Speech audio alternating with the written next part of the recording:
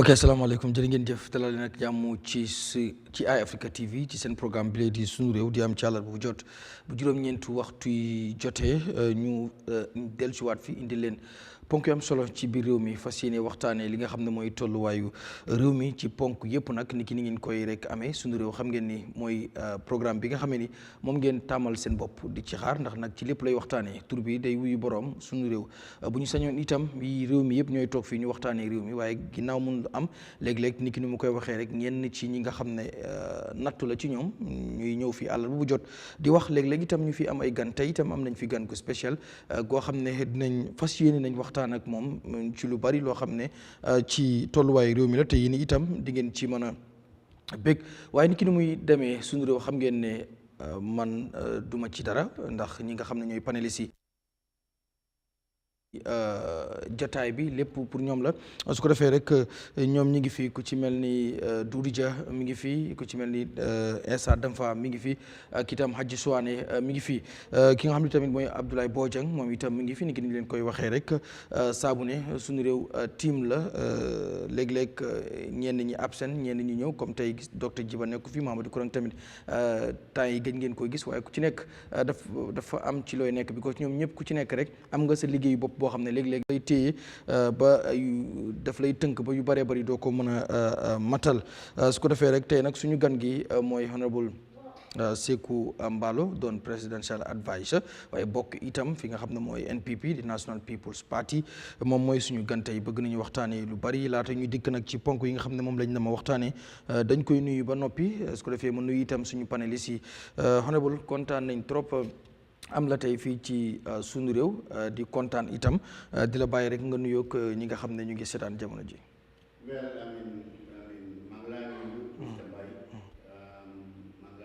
maa ngi nuyu tamit sa panéliste yi nga xam ne ñoo fi nekk from Essa Damfa, Abdoulaye Bojang, Doudou Dia, and also Hadji Souane. I am excited pour ma teewee si this panel discussion tey avec SUNU Reew. I think it's very important in the aspect of democracy pour discussion nit ñi di am dialogue loolu dafa mel ni fertilizer si démocratie démocratie boo xam ne discussion amut dafa mel ni dara mu ngi manqué so ñun loolu moo tax ñun I mean the National People's Party always dañoo welcome pour ñu discuss ak nit ñi ñu xam where we are making progress and where we are li nga xam ne ñu ngi we are slagging behind so kontaan naa trop pour tey ma teewee fii. Thank you so much di kontaan itam ne dañ la contact rek nga nangul ñu invitation bi amuñ ci benn problème te loolu itam defe naa ne dañ ko expect ci yéen authorities like people nit ñi dañuy bëgg di déggee ci yéen so thank you so much pour ni nga xamoon suñu invitation bi thank you so very much sa Essa Damfa.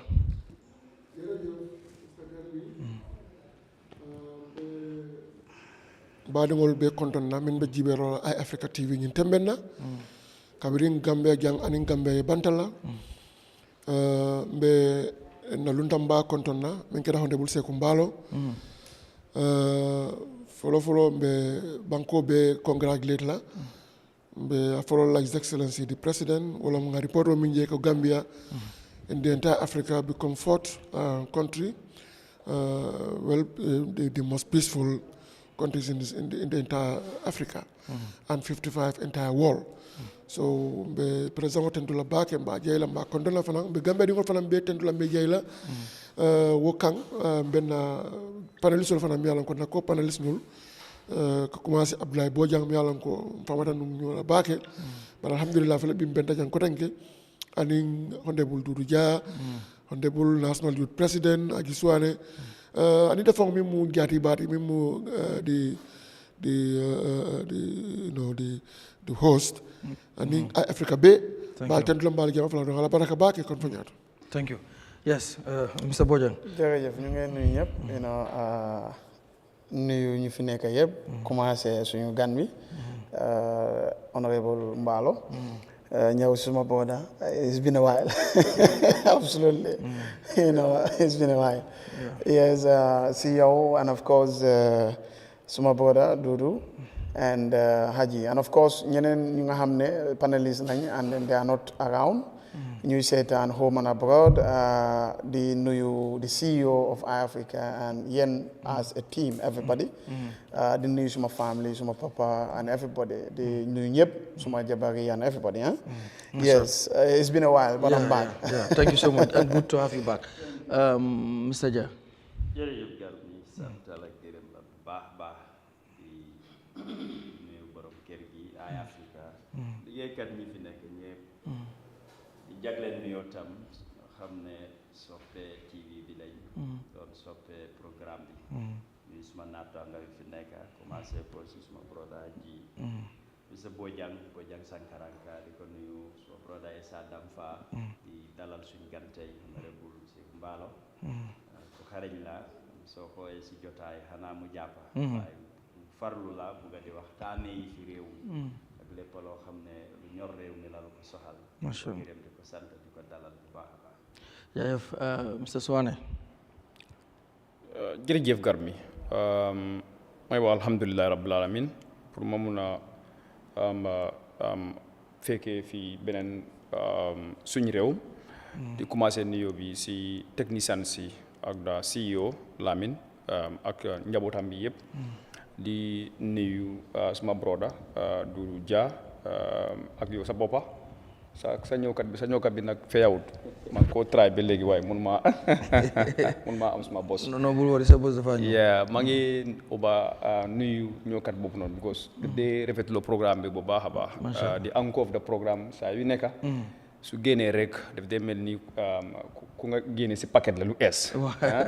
so thanks to ñëwkat bi xam nga. maa ngi nuyu suma broda Ablaye. Gis naa ko dégg waaye thank God he's back on the panel or back to the panel again. Yes. Honorable Essa Damfa moom suma collègue la comme ma ko dee waaye saa yu nekka politique daf dee nekka bridge rek xam nga pour ñu mun a xam nga wéccoo suñu xalaat si mbir loo xamante ne mooy mbiri réew mi moom nag saa yu ko oyee rek daf dee nekka foofu noonu so di ko gërëm lool di ko santa suma own brother my own Basse brother Honorable Saikou Mballow maa ngi ko nuyu bu baax a baax because nekkul dem mu ngi toog fii déedéet waaye nit la ko xamante ne dama ko dee wax si gànnaam sax moom su fekkee ne public servant si ñëpp mel nii comme moom dafa nekk ni lu ñoo oyee transparency réedo du am ngir ne d'accord nga am moom wala d'accord loo ak moom foo ko oyee rek dafa dee nekk so li la ñoo laajte si public position la wala public officials because place bi askan maa ko moom askan bi suñ la soxlee rek pour nga turn up waxtaan ak ñoom nekkul forcé pour ñu d'accord ak yow waaye li nekk sa kaw rek pour nga wax leen yow li nga am so maa ngi ko jaajëfal si loolu bu baax a baax so thanks to the viewers also ñoo xamante ne ngir ñoom la ñu ngi toog fii di leen ñaax tamit lu ñu fi wax rek ay doomi aadama la so nañ ci xamee ne su fekkee ne baax na loolu si yàlla la jógee su fekkee nag demaat na si beneen yoon bi tamit nañ xam ne seetaan la ak ñun loolu so ñu ngi leen a ñaan ñu baalal ñu si loolu. Thank you so much for having me again as a panelist. jaajëf mi ngoog nu nga ko waxee rek noonu la demee comme ci honorable definitely biñ ko contacté rek waxul ñu nii wala ne def nañu yes awa bi daya incha allah tey ñëw na mi ngoog su ko defee rek tey tamit comme ni ñu ko waxee rek every programme dafa am ponk yoo xam ne muy points yoo xam ne dañ koy téye pour wan ko waxtaanee bokk na xamul ci alxames bu ñu génne ni le mu tombé woon ak 19 June 2025 président bi His Excellency Adama Barrow mi ngi woon fi nga xam ne mooy ci National Assembly bi muy ci pencum ndawi réew mi doon joxe wala deliver li nga xam ne mooy SUNU 2025 muy address muy State of the Nation address ni ko rek constitution yu réew mi maye ngir dafa war a dem ci lu mu néew benn yoon ci at mu jot ci fi nga xam ne mooy ci pencum ndawi réew mi waxtaan fi réew mi toll fan lan lañ ci def fan lañ jëmee réew mi loolu yi def na ko yëkkati na fa nag ay kàddu yu bëri waaye ginnaaw loolu itam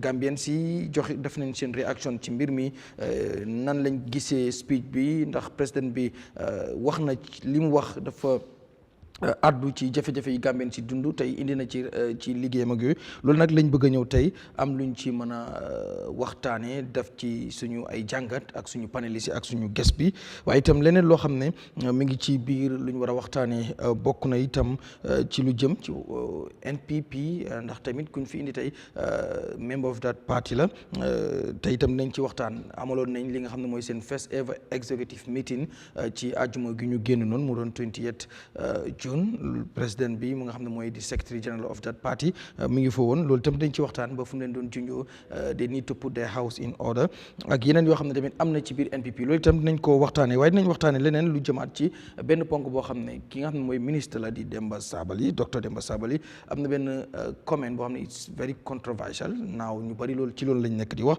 loolu itam dinañ ci ñëw waaye loolu gis-gis la boo xam ne panélistes yi dinañ ci yëkkati seen kàddu du ñàkk itam guest bi bu ci bëggee comment loolu itam dañ ko waxtaanee waaye dañ koy njëkkee ci guest bi ak li nga xam ne mooy state of the nation address honorable comme ni ma la ko waxee rek alxames bu passé ne le His Excellency président Adama Barrow mi ngi woon fi nga xam ne mooy ci National Assembly bi pour deliver the state of the nation address def na ko wax na ci yu bëree bëri ba balaa muy ñëw ci yenn point si pour laaj la ci correction ci loolu yëpp ban gis-gis wala noo jàngatee first speech bi nga xam ne président bi deliver na ko last Thursday in the assembly. Well, I mean, jërëjëf Mr. Mbaye. Last Thursday, His Excellency President Adama Barrow addressed the nation, which is a requirement by the Constitution, 1997 Constitution. He is somebody who he respects the Constitution of this country. Anything law he is mandated for mu def ko daf ko dee def within the guidance of the Constitution. ñëw na address na the nation wax na li nga xam ne government bi his government yi nga xam ne def neen loolu si wàllu wérgu yaram wax na tamit si wàllu sécurité bi wax na tamit si wàllu agriculture bi wax na tamit si fànn yëpp yi nga xam ne all the branches of government yëpp mention na yi nga xam ne moom government nam bi def na ko te ak tamit bété yi pare def te loolu niñ ko gisee according to opinion poll wi nga xam ne ñun tamit dañ ko dee monitor gis nañ ne Gambian si appreciate nañ yi nga xam ne moom mention na ko in terms of the improvement of energy in this country road infrastructure boo xam ne def na ko fii tey ñëpp gis nañ ko tamit in terms of healthcare system bi tamit improvement boo xam ne definitely def na ko compared to what has been happening in the past. So loolu definitely in the area of education tamit ñëpp gis neen what is happening. Yaagul noonu we were at the university at USET university nga xam ne inauguré nañ ko Gambian si happening students si happening trop. So many students graduated in various distinct principles of their education. Te loolu jox na Gambian si yaakaar daal wone na ne President Adama Barrow su continuer number one peace and stability boo xam ne mu ngi ko maintain fii ak the principle of democracy rule of law loolu Gambian si dinañ ko am te doo mun a Mr. Mbaye there is no country boo xam ne di nga mun a def yi nga ni ma mention nii without the first thing is what is peace and tranquility dëkk bu amul peace and tranquility forget about education forget about even sa wérgu yaram bi da ngaa ragal sax pour nga am ko sa problème la first thing a government li nga war a maintain mooy peace and tranquility nit ñi seen xel yi dal nga mun a jànga nga mun a lekka nga mun a foo musicians yi mun a foo xale yi mun a interact life mun a go on so dafa mel ni in the generality of his speech yëpp dafa cover yi yëpp ne moom these areas yëpp def na progress yi nga xam ne since bi mu toogee from 2016 ba léegi definitely peace am na si Gambians yi how many radio stations how many television stations te ñi yëpp nit ñi ñu ngi express seen opinions ñi nga xam ne béykat yi ñu ngi wax suñ amee problème samakat yi suñ amee problème ñu ngi wax seen problème understand ñeneen ak ñeneen students yi ñu ngi wax seen problème jaaykat si marché yi ñu ngi wax seen problème démocratie yi la laajte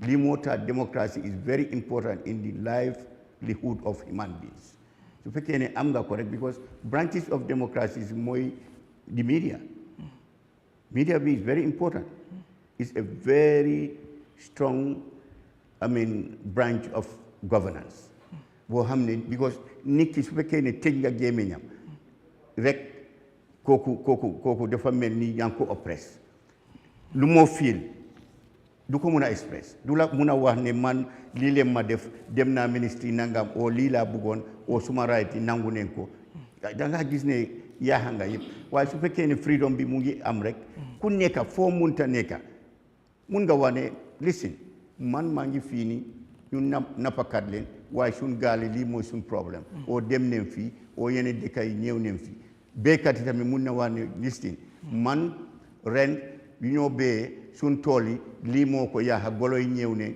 bala fertilizer amut o fertilizer bi ñëw na in time waaye price bi high na waaye o wàcc na this rent loolu yëpp xam nga si freedom of the media ak freedom of speech la xëj su fekkee ne loolu fàttaleen ko rek forget about democracy suma maas yi dama nekk koo xam ne witness na a little bit in that aspect unfortunately te ñaanuma yàlla loolu the future generation of this country man lu ma dal ak lu daloon ñeneen ñi it was unfortunate waaye those are all things of the past man parewuma dem si yooyu waaye li ma wax ni man xam naa soo gisee maa ngi wax xam naa li ma jaar xam naa tamit suma yeneen morom yi yiñ jaar yi nga xam ne definitely we were just like enclave in a prison doo ñëwee na wax how you feel doo dem am na yeneen place yi doo fa mun a eega te sa réew la te yaa ngi fay tax sa papa mu ngi fay tax te mënuloo wax ñemewuloo wax loolu Mr. Mbye loolu moo tax ñun ñi nga xam ne gis neen démba ñu ngi gis tey dañoo gërëm His Excellency président Adama Barrow loolu moo tax aduna bi gis li moo demee jox neen ko that peace award in Mauritania because gis neen ne definitely moom ku mun a muñ la te ku mun a yi nga xam ne bégal na Gambian si so loolu lu important la loolu moo tax speech am bi mu joxee nii loolu Gambian si content ne gis neen ne he is still ready to be tolerant to the Gambians. All right balaa may dem si panelist comme nu nga ko waxee yow jàngat nga speech bi comme wax nga yenn points yu bëri highlights nga yenn points yu bëri yoo xam ne président bi during his speech wax na ko yu ci bëree bëri ba tamit comme yaa ngi koy wax ne def ngeen wala jot ngeen si yenn polls yoo xam ne gis ngeen ne Gambian si they are showing satisfaction ci speech président bi waaye tamit ci noonu itam ñun as reporters wala journalist ñun tamit def nañ suñu own research wala sax interact with some of these people some of them ñoom tamit ñu ngi wax ne président bi dafa mel ni bi muy address def joxe speech am he was not addressing li nga xam ne mooy the current situation of the country maanaam yu bëri waxut ko because of ñu bëri ñu ngi ko doon xaar mu wax ci lu jëm ci shortage of cement because of bu fekkee yaa state of the nation address mooy faaw nga address loo xam ne wala wax ci loo xam ne it is currently happening ñu ne waxut ci loolu am na ñuy wax tamit ci économie bi am na yu ci wax yoo xam ne ñu bëri jàpp nañ ne wala seen xel dafa màcc ci wàllu économie dañ ne it is not reflecting wala nekkut di reality soo demee ci biir market bi wala ci dundu askan wi cost of living depreciation of the dalasi yu bëri nit ñi ñu ngi koo coow ak yeneen soo tey loolu honorable nan nga ci mën a wax ndax président bi dafa tànqam lu loolu wala yow jàpp nga ne adresse na lu mel noonu ndax tamit ñenn ñoom ñu ngi jàpp ne président speech bi mu joxe woon noonu just speech la rek waaye nekkul speech boo xam ne adresse na lu Gambien ci doon xaar ci secteur yu bare yow lan ngay tontu ci loolu. jërëjëf Mr. Mbye first wax nga affaire ciment bi ciment bi lu waraloon ciment manqué foog naa ne ñu bari in the recent past dégganeen ñu ngi ko wax si rajo yi port bu am fi mu nekk nii on the 5th of next month we are laying His Excellency President Adama Barrow will lay the foundation stone of another port in Sanya on the 5th boobu lu ko waral te boobu dina nekk port boobu noonu soo oytu in the sub-region boobu mooy nekk the biggest port bu ñoo leeni that foundation am sure ne you will be there keroog di nga gis di nga yow sax di nga believe ne Gambia is moving ciment bi ñëw na ciment manqué wul ciment bi dafa ñëw waaye gaal bu indi ciment bi du mun a coster fii dañ daan jël foofu noonu tuuti pour ñu offload tuuti bee gaal bi su oyofee mu mun a coster xaw ma ndax xam ngeen loolu dégg foog naa Mr. Hydra man sax dégg naa moom because we asked them to explain that's the essence of the media su fekkee ne am ngeen problème loolu foog naa loolu lay wax nii Gambian si waruñoo noppi su fekkee ne dara am na problème yi nga xam ne mu ngi leen a jëteen suñ ko waxee keneen koo xam ne moo responsible war na tontu te this is what we are urging all the sectors branches of government branches of government yëpp dañ am war a am PROs from the hospital from the energy sector from the health sector su fekkee ne laaj neen dara mel ni ambulance amul lii fii Ministry of Health dafa war a am somebody koo xam ne will answer to the Gambians because loolu moo tax ñu ngi leen a fay soo gisee nit ñi mel man ñu maa fay ñu ngi fay civil servant or public servants pour ñu serve the people foog naa loolu la that being the case ñun li nga laajte ni ma explain ko gaal ciment am na ciment manqué lu nekkoon problème bi mooy gaal bi dafa ñëw gaal bu mag moo indi ciment bi mënut a costé because of gaal bi dafa rëy trop gaal buñ indi fii nii loolu moo tax ñu at the deep sea fii nii léegi ñu ngi am a big port boo xam ne on the 5th dinañ ko lay foundation problème yooyu yëpp dinañ ko solve wàllu ciment bi lii mooy problème léegi fooguma ne di nga déggaane ciment manqué na loolu moo nekkoon problème da ngaa gis ne luñ génne balaa ñu génnee tuuti boobu nit ñi yëpp fii bee base ñu ngi laajte ciment at the same time loolu moo waraloon loolu. ok waaye bokku tamit because xam nga ñu bëri ñu doon coow ne comme ciment bi dafa am ñoo xam ne they are importers ñoo xam ne dañ daan import di dugal fii ciment but di government jaaree ko si Ministry of Trade dañ baan loolu because of ñoom baan lañ ko tuddee ndax ñu ne ki nga xam ne mooy Ministry of Trade bi ñu waxee ne dañu war a fay $180 pour taxe pour ku bu war a dugg but ñu ne am na they are ready to pay it but dañ leen wax ne oto du dugg dafa mel ni kon baax nañ ne su ñu bëri di coow ne dañu war a alaaw ñëpp ñu mën a amal li nga xam ne mooy dat ñu mën a import dugal ciment ci biir waru ñëw rek jël benn particular passin rek wala ku mënti doon bàyyi ko moom muy indi ciment loolu bokk na ci li nga xam ne moo indi jafe-jafe bi so loolu tamit lan nga ci tontu parce que ñu bëri ñu doon xaar ne président Mr. Mbaye government dafa am guidelines government daf dee operate on guidelines and principles just because of keneen bugga na order su fekkee ne mitul guidelines yi that does not mean that kooku dafa war a order. Government do operate in that way. Comme guidelines ñoom am neen seen guide Ministry of Trade am na guidelines soo xam ne moom leen teraloon man I am not part of that committee I am not part of the Ministry of Trade. I know.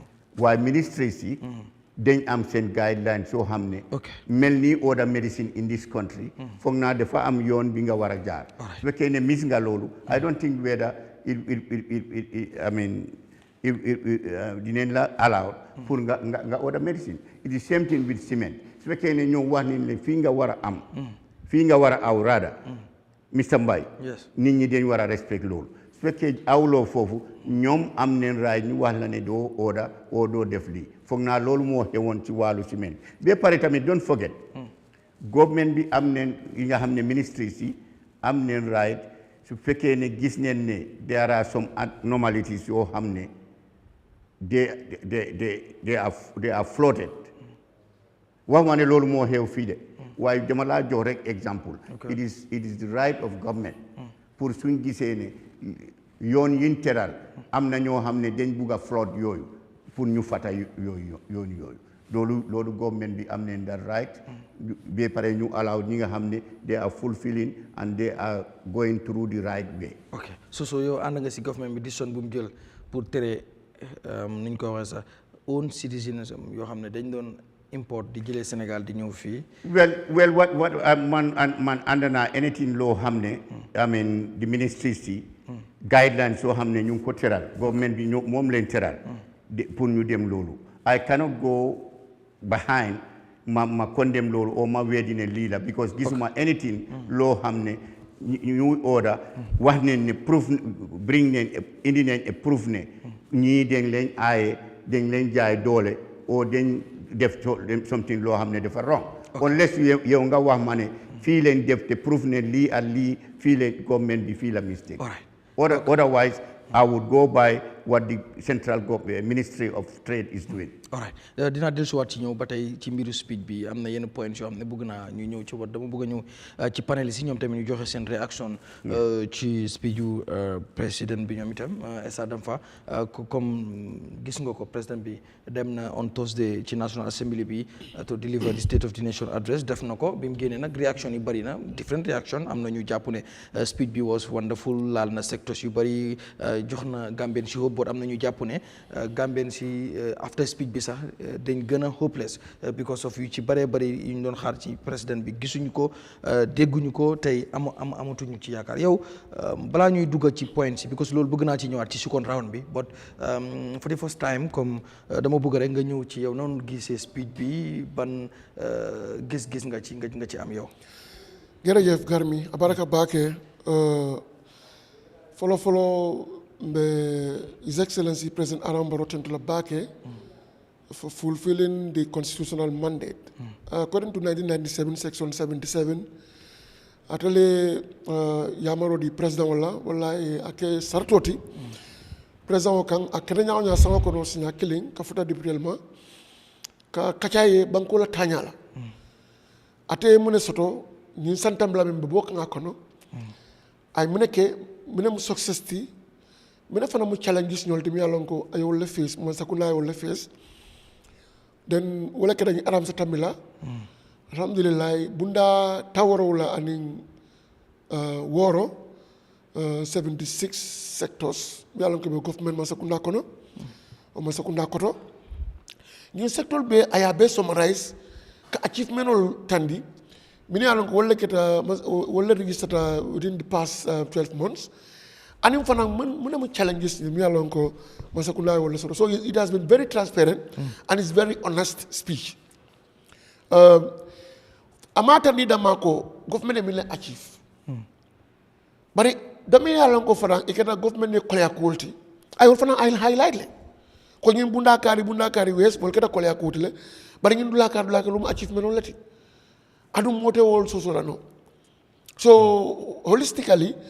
Kachake na fena di mialonko atakuta le alakuta anum fanan kula mialonko Gambiano la kolea I will address. Yes, comme ko demul ya fo ñami ñinte bayila no mbe démocratie la kono mo la jero be fatalale ite ba jela ten do agi ten kodi notwithstanding wo fanam kula di mialonko banko mo ya gi yendile wala masakunda ya gi yendile ye bunda yele pour molier la nyantol exercise ite koko jimi alon ko itala gero to abeten yeah, that's fine but it does not alter the fact and the truth on the table itala gero ni la ila miro o manyi dat ni ko mimbe keri o man ko tonyate wala mimbe keri ama impact soto mo la life for example ni sector gibe sector as energy b almost 90% before end of this year will be cross ngalon ko Gambia kono jang sa tay wili clean sa tay almost sa tay wili clean sa tay kemesey ani sa tay tawrol be Gambia jang you understand so bi metam mo do almost sa tay wili clean sa tay kemekeli wol beta metale anu ngate lo wolke genade canal princess wala min case not more than 300 villages or communities so ni bien da 1100k right now atula ge 400 plus wo fanan janni ba fa ko songo be banna you know, holistically, 90% will be electrified. I have meter that gindi from how many thousands of dollars? Meter don't be in combos here. Close to thousands, almost $8,000 in some areas. Now you are giving for $500. Where impact means over 72 households. 72,000 households because price of guitar to $500 next to zero. Because ita korong France ambala mola sade kono ya gindi iko meter 7,000 meter 5,000 meter 8,000 meter 10,000 mo mi alon ka bala balo mi la bibi ba ko la pra gindi no ala sokon but you make it 500 next to zero So momo ibe service follow la do ya kila sokon. And that is the essence. Wala momo ngenda ko korom du ni la so wala universal access to electricity. You understand? One component. Second component, yeah, given the educational sector. How it's been diversified. B, infrastructure, me along ka educational sector. School give be nyadil. And solarization of schools and hospitals. School be lapo be school to, kurangol be school to, and in fanan kaje ko na tertiary education ka fanundi. Because dunia bita kande. B, nila tado kunta ya bayla banko kang, ikalondo le yirwandi. There is no government in the world, mimbe, do la hanala half of the citizens, half. Ada dunia kono. Ana on camera. Ni me agi dem dunia say you can prove me wrong. It's never been existed. So mimbe ya wolenti ko ikamol le karandi, ye metol no, ye technology, ye advance in technology, they become creative citizens, creative industries. Sa ye do France ka balu creative fongoye. It's a bolo kirin for a model for a so what about caring? Well, not be a minister of Minister of Higher Education, you said nothing. President way idea you conceive, President Karamon law, be become a fellow last Saturday, Karambayal take. Me along they are awarding degree programs, even higher certificate programs to students in various sectors of life. So you'll be able to me along you be able to tamata in Samokono. You understand? You be able in 2024, me along Bodakon.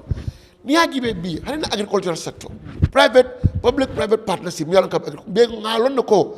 Nikamano import from China, from Hong Kong, you understand? From Ukraine,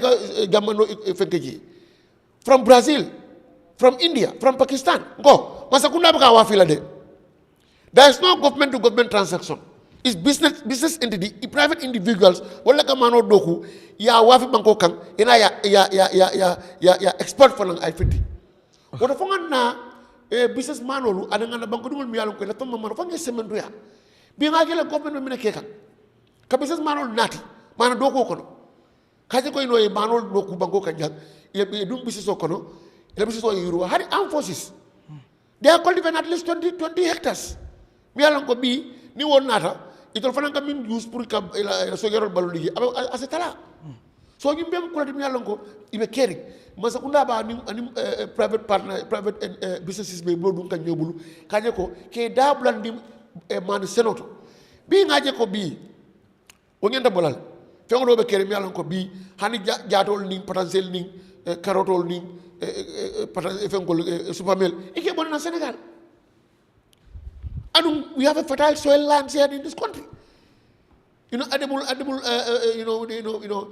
lands and then purify waters in the country. Me alone can say no, it's not just a doko key. Me not be a beggar like a vegetable order from other country. Shouldn't happen. But once I would be a bacata, can I call some 2 minutes of agriculture? Can garden sons and blood? Can storage facility old nati?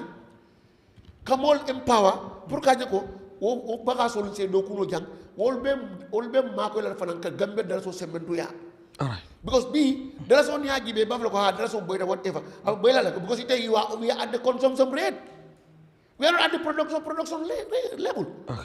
Everything it ka nati aba la ko do sama so la jang bari ngi lam bundal mi yalo ko masa bunda ba use kan kaje ko bundal sorong kaje ko no na Gambia da banko kami import and kami export ka ko import and export ni gibe trade deficit ni ay narrow ay close alright su ko defé na dala so sa bambang as sa moson no we can eat what we grow and grow what we eat we have a healthy environment alright Ngo Mr. Bojang just nan nga gisee speech yu president bi sona this year bi mu yëkkati kàddu fi nga xam ne mooy ci parliament bi joxe address the nation state of the nation address comme ni ko constitution bi santaane after nag loolu reaction ci bari nañ ñu bari ñu ngi doon wax ne dañ feel disappointed by the president because of ñoom gisuñ ñu bari ñu ne ndax Gambien si la nekkoon di waxal yow ban gis-gis nga am ci that speech am na tamit ñu wax ne the speech was excellent and then wax na loo xam ne loolu moo nekk di reality ku ne ak opinion bi nga xam ne am nga ko ci so yow ban opinion wala ban analyse ngay def ci loolu yow. waaw jërëjëf di propose pour loolu noonu comme yeneen panélistes yi ñu ko waxee mooy ñëw waa ak Gambien yi lu nekk di xew state of the nation What condition are we in terms of policy, administration, performance, and then Lingen Buga def as a government, send programs, send policy, Lingen Akif. Definitely.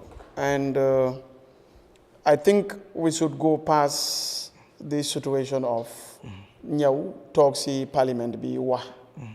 I think the results should speak for themselves. President Lumunia wah nekune lu China neka dunda, lu Gambia ni neka dunda la neka diwa. So why we pare Gambia ni am mixed reaction. The fire warning am na linga hamne am na lumwa linga hamne Gambia ni dunduñ ko. That is not what actually is happening. Avoiding issues tamet nga hamne like CFA comme ninko wahe ak yeneni lolu is a deliberate action of the president ak teamam to avoid talking about some other things. It's like ñooñ lu nga hamne mo len febo lañ nekk di wax rek. Well, let's look at it from this perspective. SAFA, for example. I don't know whether Gambians know or they don't know. But cement, buy jógee Sénégal accord, Gambia ni si xaalis bu ndee génn jënd cement accord jógee ko Sénégal ñëw Gambia xaalis boobu noonu is around 500 million. All right? We're talking about dollars here, not dollars. Ñun all together li nga xam ne ñun loolu lañ dee export comme Sénégal lu ñu soxla si Gambia is about 1.3 million.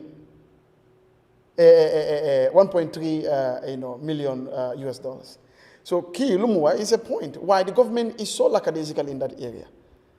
Ñun, we are in a very disadvantaged position. We are not strategic.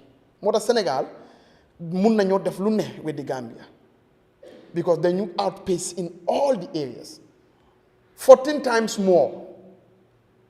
Ñun dañ sola Senegal 14 times ñu ngi sola only once. Pour nit ñi understand. The president bi loolu la war a address. Gis nga the production base of this country loolu la ñu war a fight. Moo tax boo joxee nit tractor for example dama dee jox nit ñi clap. President bi joxe na tractor let's say Bali, a village ñu ne ko Bali joxe na tractor. Why that tractor is for what? It's for 3 months rain. How does 3 months rain serve the entire community? Munu ko serve.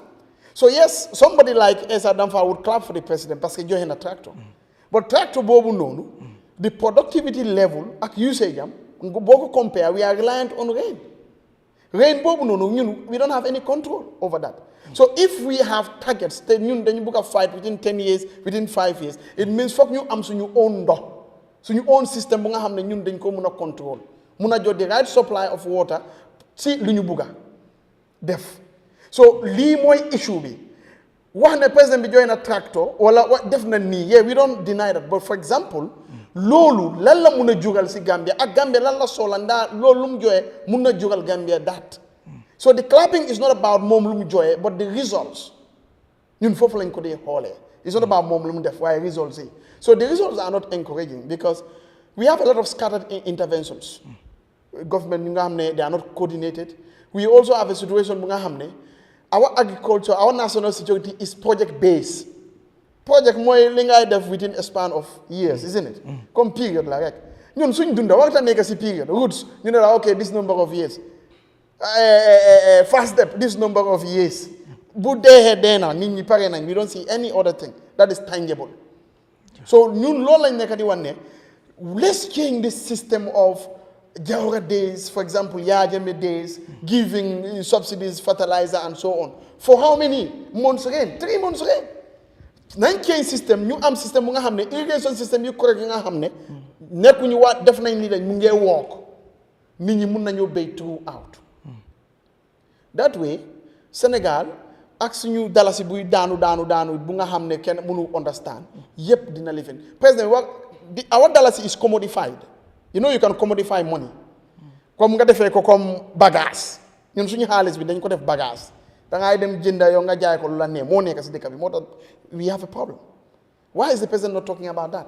Gisoon nañ fii time Yahya Jammeh oh no business warloo control nit ñi kenn bu mu la nax The biggest democracies in this world, they control some essentials in the trade. Nanga nyake controls and halis accepting. Yes, we understand demand and supply. We understand all those things, but we must have checks and balances. Lol bokana si lu make the situation in this country difficult. So generally, lu xew si dikam ñep xam nañ ko. Ñu nge ñaan président bi ak ñu ko dé helal ñu gënaay góorgóorlu make sure that next time su moy ñëw to address Gambians mu address Gambians on issues yi nga xam ne Gambians really want solutions and answers, not nga dem tàngal maalo comme suma benn MC lu mu ne State of the Nation address dañ tàngaloon maalo bi rek maalo bu fa nekkoon la bu laasee dañ ko tàngal rek ñëw saaf ko ñi what is not fresh. So as commentators, observers, dañu bëgg fresh things ñu ñëw nekkul lu ñuy tàngal di ñu ñëw ja.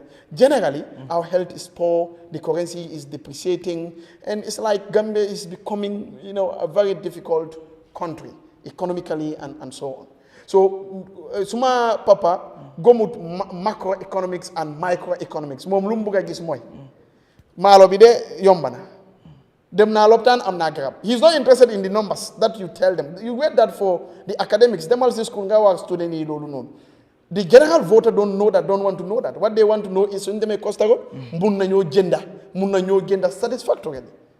So that is what we should work on. Ñu bàyyi ne waaw 17%, 13% inflation nii ñun xamuñ loolu noonu, and that's not the interest of Gambians generally. Okay. Yeah, so let's face the realities. The State of the Nation address was not facing Gambian realities. All right. I hope Mr. Mballow you are getting note because now la bay jox chance pour nga very good. Yes. Mr. Jah, so yow speech you president bi yow ban gis-gis nga ci am because am na ñu ku wax ne speech bi is excellent speech address na lu Gambien si soxla woon but am na ñu ko gisee otherwise waaye Doudou Dia moom ban gis-gis la ci am ban opinion wala ban analyse ngay def ci président bi speech bi nga xam ne joxe na ko comme nu ko booña waxee am na ñu koy wax ne tàngal ceeb la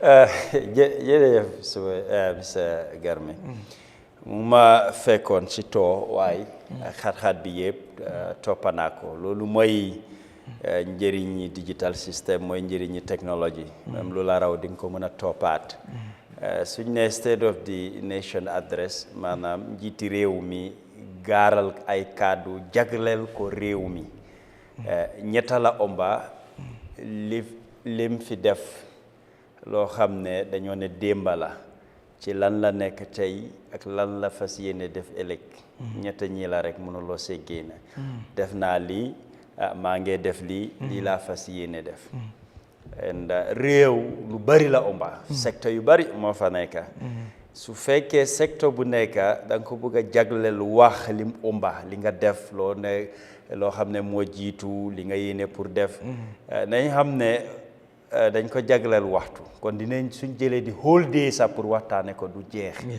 te ñëpp duñ mun a dégga liñ ci bëgg a dégga at bu jot rek su soona jeexee kii dina ne baax na kele mun a d'accord ma bàyyi na li def na lele so that difference of opinion loolu moom at bu nekk da nga ko séntu mënut a possible mu ñëw gaaral kàddu ñëpp ñu naa bii moom yëpp baax na ñëpp far ànda d'accord si loolu moom mënta ne dañ cee d'accord and secteur yu moo laal yee bépp bu mu ci junju su si waxee dara sa yow nga kontaan si am na lu des am na lu mbaay comme ni ma ko waxee rek du mun a adresse yëpp mu far jeexal ko waaye li ñoo xayma maanaam mooy nga xool lan la gaaral ndax lim gaaral noonu mbiri réew mi la ndax li ñoo wax lu am la ndax li ñoo wax matal nañ ko ndax li ñoo xam ne loolu lañ fas yéene loo xam ne lu ñoo war a def la waaye man soo ma laajee si suma gis-gis dinaa wax ne lim gaaral si State of the Nation address man li ma séntu loolu la war a wax te ni mu ko waxee tam doomi réew mi ku nekk ak ni mu ko déggee nuñ ko bëgg a jaglelante loolu du ci war a mun a ñàkk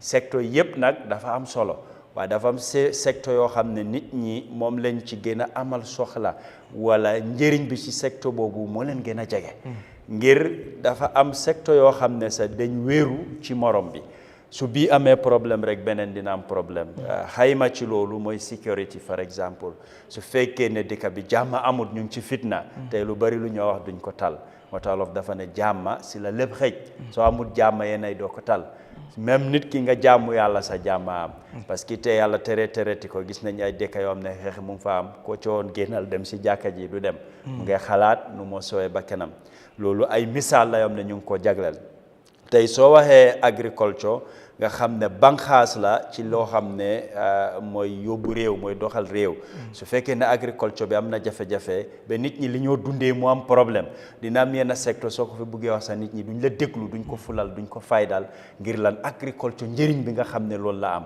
moo tax man am na yenn secteur am ne dafa wéeru ci beneen secteur ngir boobu su nasaxee mu am problème rek dafa mun a affect beneen bi em nga ci wàllu bunta la boo xam ne doomi réew mi ñu bari li ñu wax mooy liggéey suma brother Sa Damfa wax na ko ne amul benn réew moo xam ne genn wàlli maanaam population am bi maanaam réew moomu jox na leen liggéey waaye dama ko bëgg a wax ne ko am na soo demee def ay xayma nga def ay gastu lu am la soo ko waxee dina jaaxal ñenn ñi waxuñ ñi dëkkee ci réew mi waaye citizens yi nga dem dëkk bu mel ni Qatar tollu na ci 88.8 almost 89% ñoo xam ne ci réew mi foofu citizen lañ seen réew moo leen jox liggéey moo tax tey bari na kuy dem même foreigner sa nga tukki dem Qatar nga ne amuloo liggéey loolu benn la ci ñoom ñaareel soo demee dëkk bu mel ni Solomon Islands ñoom foog naa am nañ lu tollu ci about 83.1% ñoo xam ne seen doomi réew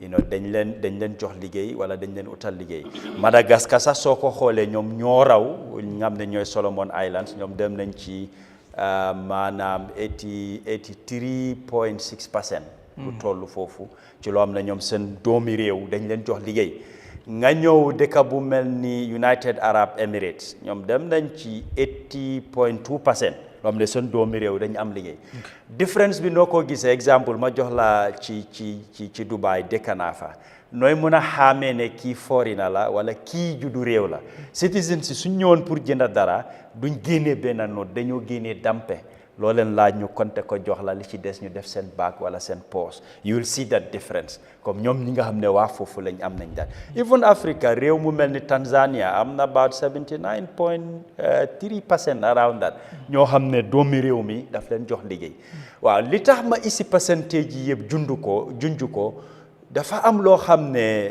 mu ngi xew yàgg naa xew waaye dama bëgg a nguur bi ñu gestuwaat ko yàlla def na presidential adviser mu ngi fi ku am cër la ku am kàddu ku am loxo ci loo xam ne jege na président ak liy doxal nguur mooy loo xam ne bàyyuñ ko xel muy Gambie ñun suñ xaalis bokk na li tax ñu ngi am jafe-jafe yu bari maanaam mooy suñ coins bi jaratul dara lu ma jublu ci jaratul dara soo jëlee coins bu nga jënda exemple nga dem ci ci bitig bi ñu ne la minti fresh ñetta $5 kon coins mun ta jënda minti jarut ci ngoom lan la jar waxuñ nga jël note teg si coins bi kese lan la jar seetal dëkk yoo xam ne seen économie yi am na doole ci li ñoo transacté ak li ñoo jaay coin bi soo demee exemple loo xam ne luy jar $100 da ngaa dégg ñu ne la $99 point ñu tegal la ay cents loo jënda di nga am weccit mu mun a jënd dara loolu li mu jur daf dee mun a create employment opportunity dalasi weccit boobu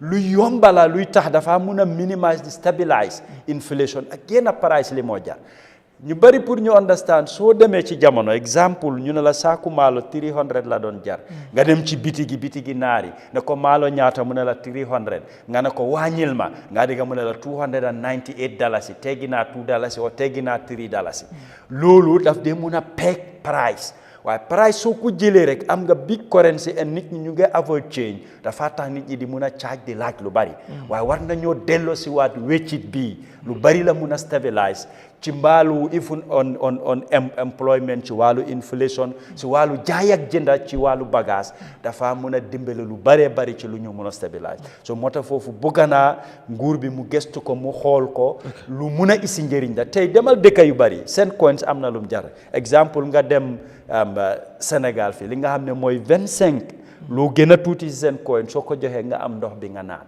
wala sax mun nga koo fay nga dem nga use wono maanaam am na value waaye tey di nga gis nit ki pour dalasi bi mun a jar dara foog nga dajale ko am 5 coins wala 10 nga doog a mun a jënd dara tey su la nit ne paas comme yenn place nga dajale coins jox ko daf laa xoolaat mooy lan ne coins si nekkul di circulate nekkul di float and it's become very odd ne am nga currency sa biir dëkk and mu ngi valueless comme maanaam nekkul di jar dara wala pour mu jënd dara seet ko si supermarket si da nga daan dem jënda ñu laa wecci coins waaye loolu tey da ngaa gis price yu bari dañ ko def round figure so loolu rek dafa war a create an alarm ci dëkk ne lu tax ñun suñ coin mënut a jar dara di moment ñu réguler foofu ñu am luñ fa teg rek dina am leneen luy ñëw waaye waa imma li yëpp soo gisee malaal ko dafa delluwaat back to SONA soo gisee président di gaaral kaddu yi pour wan doomi réew mi wan àddina lim fekk ak agriculture ci misaal fii la nekkoon fii la ko isi lii laa fas yéenee def développement maanaam process la transition la doo mun a def lépp jeexal ko Essa Dampa wax na ko fii te loolu moom mooy dëgga beneen réew beneen nguur bu fi toog tam di séem la ñoo gis rek si SONA soo fi ñëwee gaaral kaddu dina am ñu d'accord am ñu d'accordul ñi ne li nga def baax na ñeneen ñi ne li nga def dafa am lu des so doomi aadama moo bindoo noonu surtout ci démocratie bi mu nekk lu honorable Saikou Mballow di wax nit ñi mun nañoo express seen bopp freely ku nekk wax li mu bëgg a wax I think ne loolu is one of the beauties of democracy and Gambia war nañoo embrace loolu bu baax mu gën koo déggeer soo waxee nit ñi dañoo ne no we fight for it am na dëkk yu bari ñu ngi koo fight ba tey mënuñ koo am so fight bi li nga koo xeex loolu sa yelleef la sa aaxala waaye ñi la ko war a jox tam suñ bañee si suñu jël doole lu ci bari doo ko am bëgguma tudda ay turi dëkka ñu mel ni ay China gis nañ kenn du fa ay waxi démocratie wala leneen ñu mel ni ay Corée ak yeneen so léegi-léegi baax na li nga am tam nga appreciate ko waaye dañoo consolider effort so yokka bugguñ mu em fii rek bugga nañ mu gën a yaatu mu gën a bari mu gën a nooy mu gën a over si nit ñi lii tam yelleef la ak aaxala si nit ñi waaye nit ki soo buggee na rek déedéet kii joxuñ ñu démocratie ñun ñoo ko xeex moo tax man am nañu ko xeex ba soona te ba tey amuñ ko yes Mr Suwane yow nan nga gisee speech président bi State of the Nation address yow ban gis-gis nga ci am jërëjëf Garmi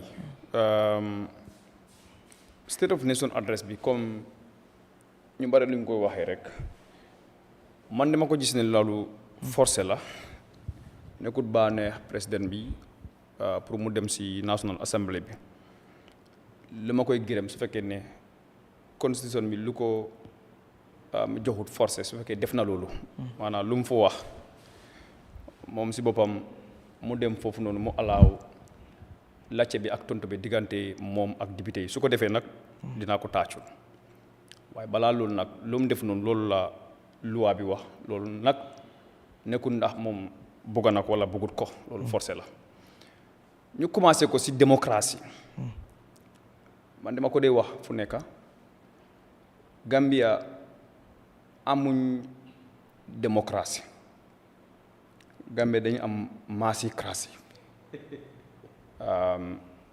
démocratie loi moo ko dee sama démocratie doxalim si kaw loi moo ko dee dëgërloo waaye Gambia fii lu ñu tuumal Jammeh si loi yooyu noonu ba léegi loi yooyu noonu ñoo fi nekk waaye si maasi of an individual maanaam nit baaneex nit mu ngi bàyyi nit ñi di express seen boppa mu ngi door nag ndeenam si loolu ngir ne fii am na démocratie waaye man d'accord ma ak loolu because lu tax ma wax loolu lu ñoo wax fii si télé bi fii tey am na ñeneen kaado su jógee si man fi tey mu ne nañ ko mu ne na ma téye wala ñu dal si kaw medium bi fii ñu interprète ko man suma kaddu bi ñu ne séduction medium bi ñu ne dafa alaaw ngeen eya lu xamante ne àndut ak loi boobu noonu mu ngi fa ba léegi aduna bi nag advance démocratie dañ passé loolu so si démocratie bi gomma ko nga ñëw da peace lu ñoo wax saa yu nekk man loolu dama ko dee wax saa yu nekk Gambia is a peaceful country before Barrow Gambia is a peaceful country before Jammeh Gambia is a peaceful country even before Sir Dawda even though fekkuma du ma si mën a wax dara lu baax waaye si taarika bi jàng naa lu bari si taay mi Jawara ni mu ñëwee si nguur naka la nit ñi mel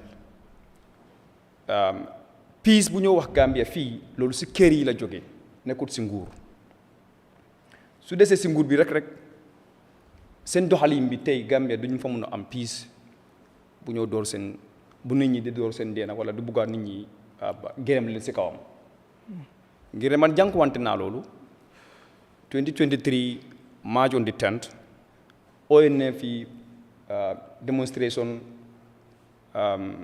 anti corruption demonstration gar mi ma wax la leena am na 7 security officers in a peaceful demonstrations ñu bind wax yu ñaaw ay baana di njiitu crowd boobu noonu di wax yu ñaaw bokk naa si ni ñoomante ne dama dem béttee seen loxo yi dem jox leen si seen commande bi wax leen ne kii bokkul si suñu démonstration bi ñoom confirme ñooñu noonu ñoom seebin yëpp ay borom uniforme leen dañ bàyyi seen uniforme yi si kër yi ñoo bokka si démonstration bi pour ekkati fitna loolu woone na ne citizens are very peaceful waaye nguur baa dee inside violence fii si réew mi fii fekk naa loolu ñi ñëw tuddi national security state of nation address bi président bi lu mu wax foofu noonu si man security duñu ko mën a am duñu ko bëggee su fekkee ne the security personnel themselves their welfare is not respected suñ doom yi suñ mag yi ak suñ sisters yi ñu nekk si security bi nguur bi faalewut seen welfare bi di ministre nag defoon na fi too recently am na videos because dama ko doon wax fii dama koy repeat waat because evidence has emerged out security bi seen boppam ñu ngi wax ne seen welfare bi is not respected in terms of seen weer bi su dee naka la ñoo receive seen salaire si seen solu yi ak ñeneen ñu mel noonu waaye most importantly lu leen fa teg soo déggee security nekkul xaj ji waaye equipment la si equipment boobu noonu bokk na si lu am solo mooy mobility ñu bari si ñoom dañu fees concern ne dañ leen sànni si àll bi rek waaye even moto sax bu leen war a yóbbu dem ak ñëw pour ñu mun a prevent mitigate di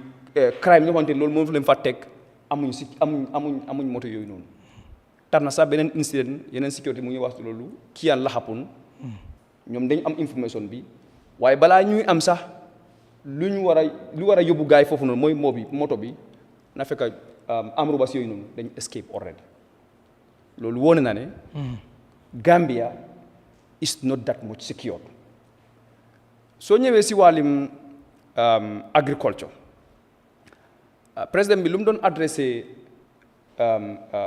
néegi député bi ñun suñ boor fale base URR Sénégal ñu ngi ekkee taxe di ko teg si kaw tracteurs loo xamante ne musu ta xew ñun suñ boor yooyu noonu honorable Saikou Mballow mu ngi fi xam na yooyu boor yooyu noonu bu baax a baax majority of citizens maanaam majority of dëkk yooyu noonu ñoom yëpp seen tool yi Sénégal la nekk ñun nag nekkul nguur moo ñu dee dimbale tracteur yàlla dimbale la ñun kër bu nekk su amutee ñaar tracteur am na benn soo tax na ne si tracteur yooyu nag lañ yaakaar ñu tiil suñ maanaam ñu dem liggéey suñ tool yi tracteur boobu noonu pour mu dem liggéey tool boobu noonu lu mu soxaloon Sénégal mooy laisser-passer waaye tey 500,000 francs loolu ngay fay si douane yi ñu ekkati receipt jox la ko balaa sa tracteur bi cross mu dugg Sénégal tax na ne foofu noonu léegi surveillance bi suy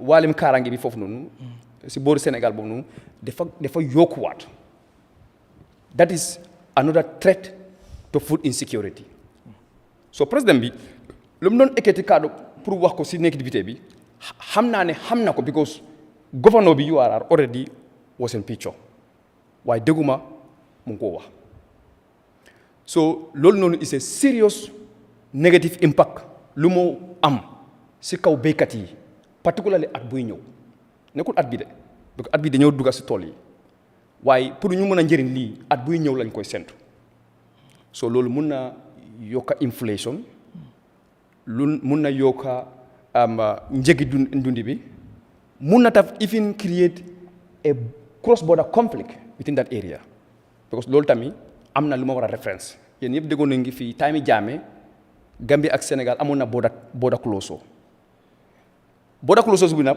wax ma ne ñëpp si suñ boor foofu la jógee waaye 80% of it su suñ boor yooyu noonu border yooyu noonu foofu la jógee because of façon bii la moo ko tax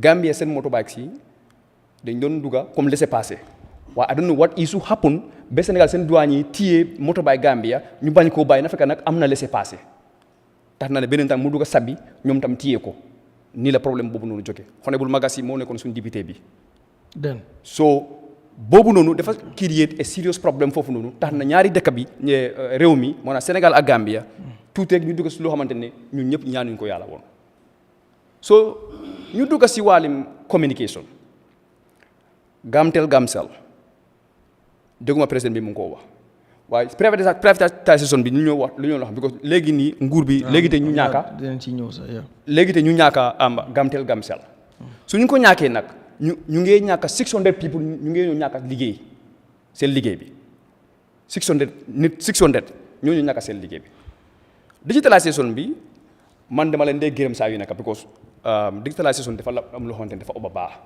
dégg naa ñu ngee ñëw digitalise ID card bi waaye fu ma am laajte mooy ne digital birth certificate moom fa waaye ba léegi di previous birth certificate boobu tam mu ngee dox so ñaari birth certificate yi yëpp am na doomi ñoo xamante ne ñu ngi amee problème particulier suñu demee si embassy si parce que ñaari yëpp ñu ngee dox yeneen embassy yu bari xamuñ ban la ñoo jël si ñaari yi parce que ñaari yi yëpp si réew mi la jóge man foog naa ne digital birth certificate bi ak digitalisation of the ID card pour ñu connect ko si passeport bi lu baax la waaye ni ñu koy doxal si lay xaar pour ma mën a conclure si loolu GDP bi am na si lu mu wax man dama gëm ne soo bëgg a wax GDP da nga war a seetu inflation bu baax war ngaa seet tamit employment rate fan la toolu ñun suñu réew mi fii tey ñàkk a liggéey particulier si ndaw ñi dafa oba bari dafa egg si kaw wàccu si suuf inflation bi njëgi sukur pot sukur benn pot sukur is $15 tey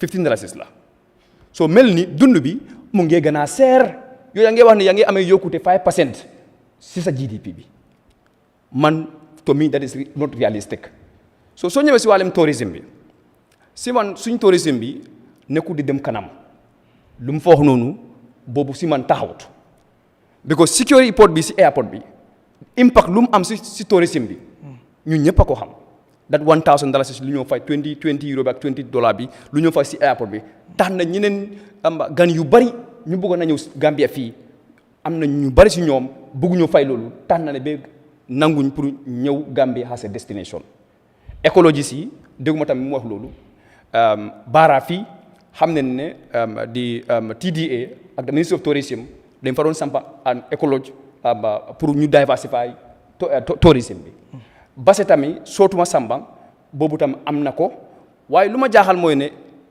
investigation génnoon na ndax écologie yooyu noonu particulièrement bu sootuma sambam bi safara moo jógee si àll bi dugga si néeg bi lakka ko waaye ba léegi kenn gisul benn investigation lu wone ne lii ak lii moo xewoon ba safara bi dugga foofu noonu kenn gisul benn investigation ba pare fu ñu taxaw depuis 2020 ba léegi foofu la ñu taxaw barki Dembo Njaay laa dem Kunkiling mooy CRR South boobu bloc yi fu ñu saba bloc yi ak foundation bu ñu ko équité ba léegi 2020 ak tey foofu la taxaw Arafat bi kenn xamul ndax commencé na ko wala commencé na ko ñaaga bantan di same thing so si man président bi State of Nation address lu mu def lu mu bàyyi si gannaaw loolu moo bari wàllum fisheries garmi jën Gambia fii la day jóge waaye jën ku ko mën a jënda fii Gambia fii jën bu baax da nga koy compter ngir ne njëgi jën dafa seer boo xamante ne kenn amut fan la taxaw so man soo ma waxee ne fisheries is progressing dama day jaaxal ban side la because nappa bi tey suñ ndaw ñi man gisuma benn dooleel because foog ma ne ay gaal yooyu noonu la ñu ma gis foog ma ñooñu la because dem naa bi xam ne ñeneen ñi si bari si ñooñu dañ taxaw sax nekkuñu di dox sax so youth empowerment bi soo ko seetee 2020 prior to the election Minister of Youth and Sport génnoon nañ fi ñu ne ñu ngi sampa ay ministerium across the country Gambie depuis bés boobu noonu ak tey ministerium yooyu noonu gisuma lan benn si ñoom boo xamante ne dafa progress ba pare dafa to an extent ministre bi dafa confirm ne beneen contract bi sax kooku noonu deful liggéey bi waaye ba pare xaalis bu ñu ko fay tamit bëggul koo delloo petroleum depuis 2020 déggoon nañ ko prior to 2021 election essentiel fa fi manqué woon ba léegi président bi after sanctioning forensic auditing that $20 million fuel shortage boo xamante dafa amoon fi scandale bu fa amoon président bi depuis loolu ba tey waxut si loolu ndax forensic auditing bi ban façon leeral la am pour askan bi xam ne gannaaw bu ñu yóbbeen I don't know ñaari o ñetti nit yow si court bi bàyyi leen ñoom ñu ekkatiwaat beneen investigation through forensic auditing bu ñu defoon auditing bi lii ak lii la am because dañuy digal askan bi ne duñ doon bàyyi any stone unturned waaye ba léegi man dégguma ko so man li may wax ne generally président bi lu mu wax noonu particularly wàllum kuréel bi waaw baax na nit ñi seen aaxala pour ñu mën a am ay kuréel waaye kuréel bi bu ñu nekk di wax ni this rural electricity bi lu ñoo wax nii this is a project started since doo man dama koy comment because si time am la nekk di mu ngi progress waaye ne lu tax ne waxuñ askan bi ne xaalis boobu noonu World Bank ak African Development Bank European Investment Bank ñoo ko sponsor totally si government under government ban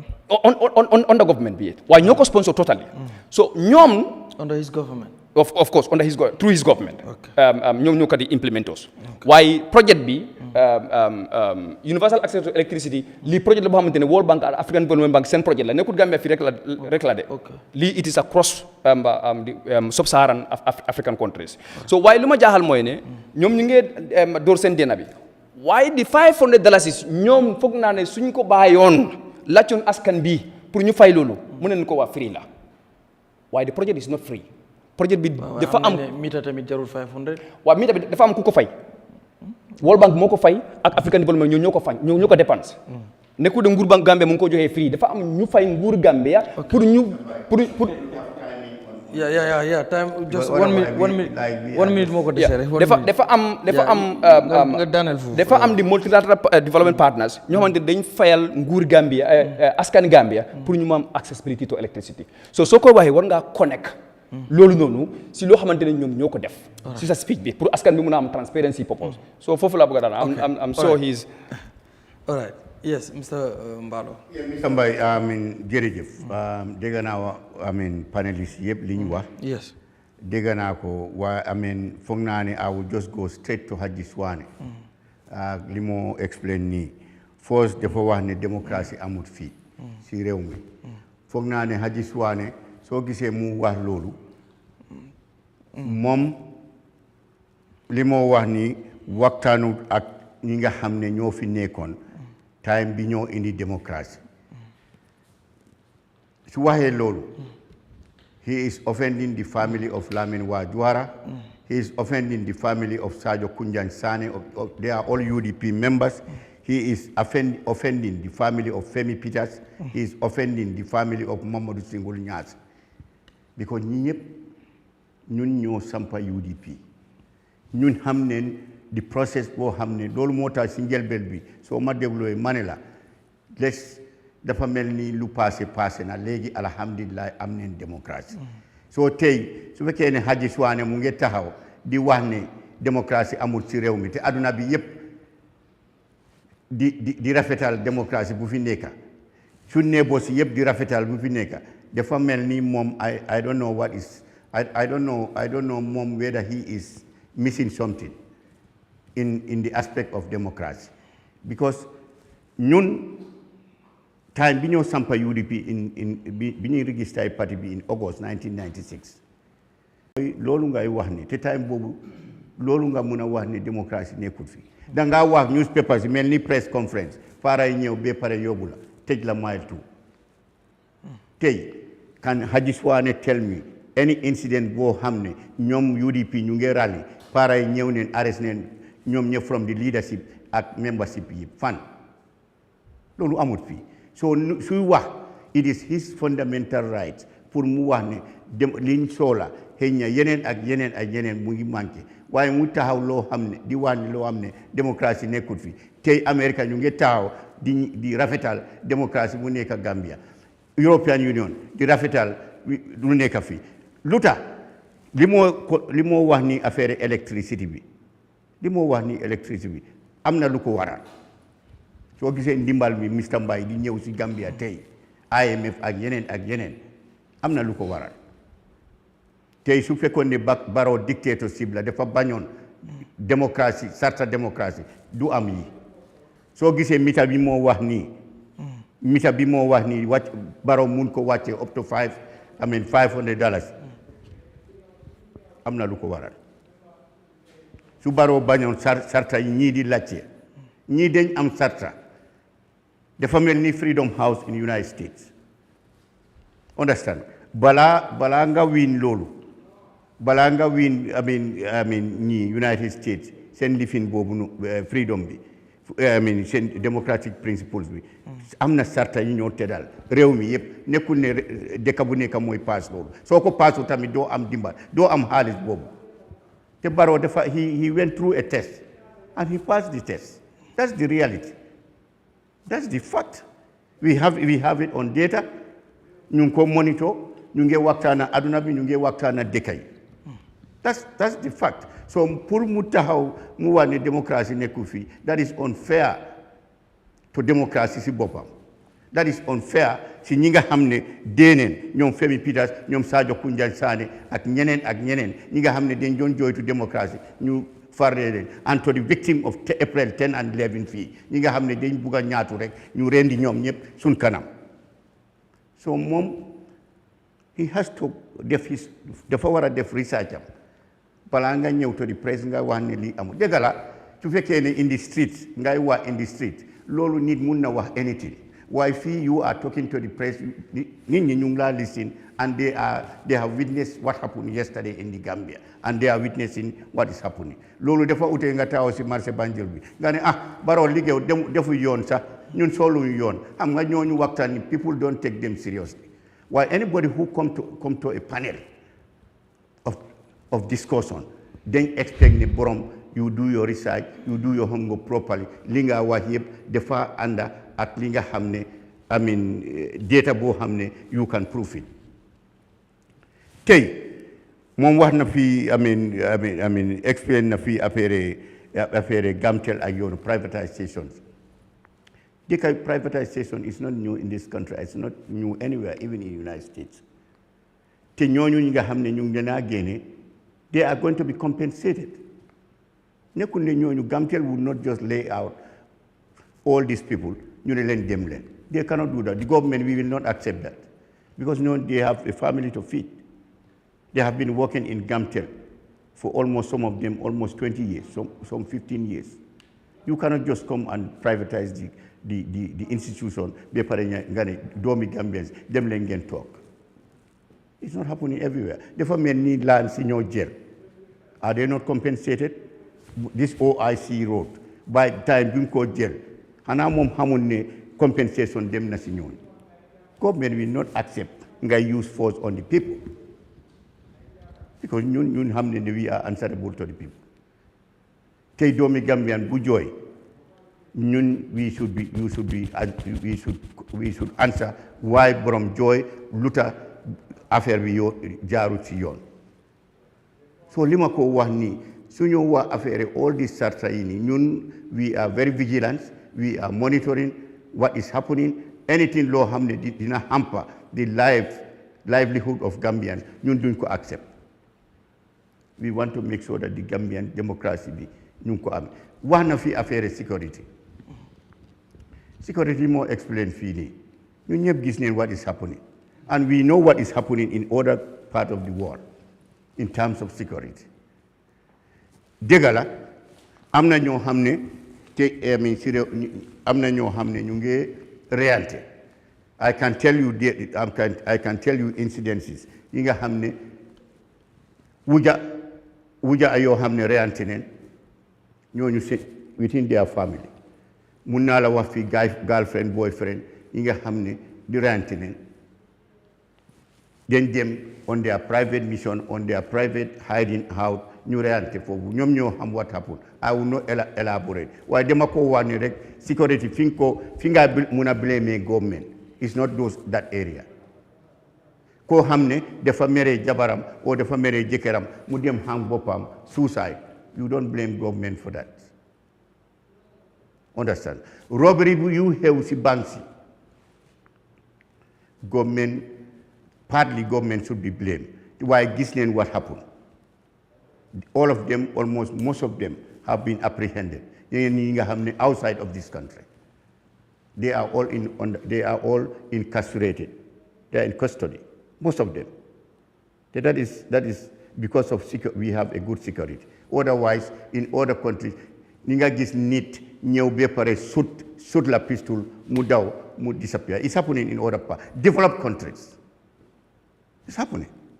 Why in the Gambia fini ñun gis neen in the recent past incidents yoo xam ne criminality boo xam ne def nañ gaay def nañ ko fii di dem si banques yi di yóbbu fistu all of them got apprehended up to from Guinea-Bissau ñu indi leen ba pare ñu put leen in mile 2 ñeneen ñi nga xam ne dem neen in Sabasanjal in Baribu dem ci villages yi all of them they are all in custody moom su fekkee mu ngi wax dëgg la if you are blaming the government waaye waxal yeneen aspects yoo xam ne government bi definitely they are doing a good job compared to other places. We know what is happening in other neighbors. Me as somebody in government, I will not mention here any neighboring country, the bad thing, the undemocratic moves that they are doing. Because it doesn't tell well to a government official to go and say, Dekinangam li mo fa hew, ñu ngi jappare difin, ñu ngi tej radio yi, ñu ngi difin. Dafa melni I am condemning my counterparts.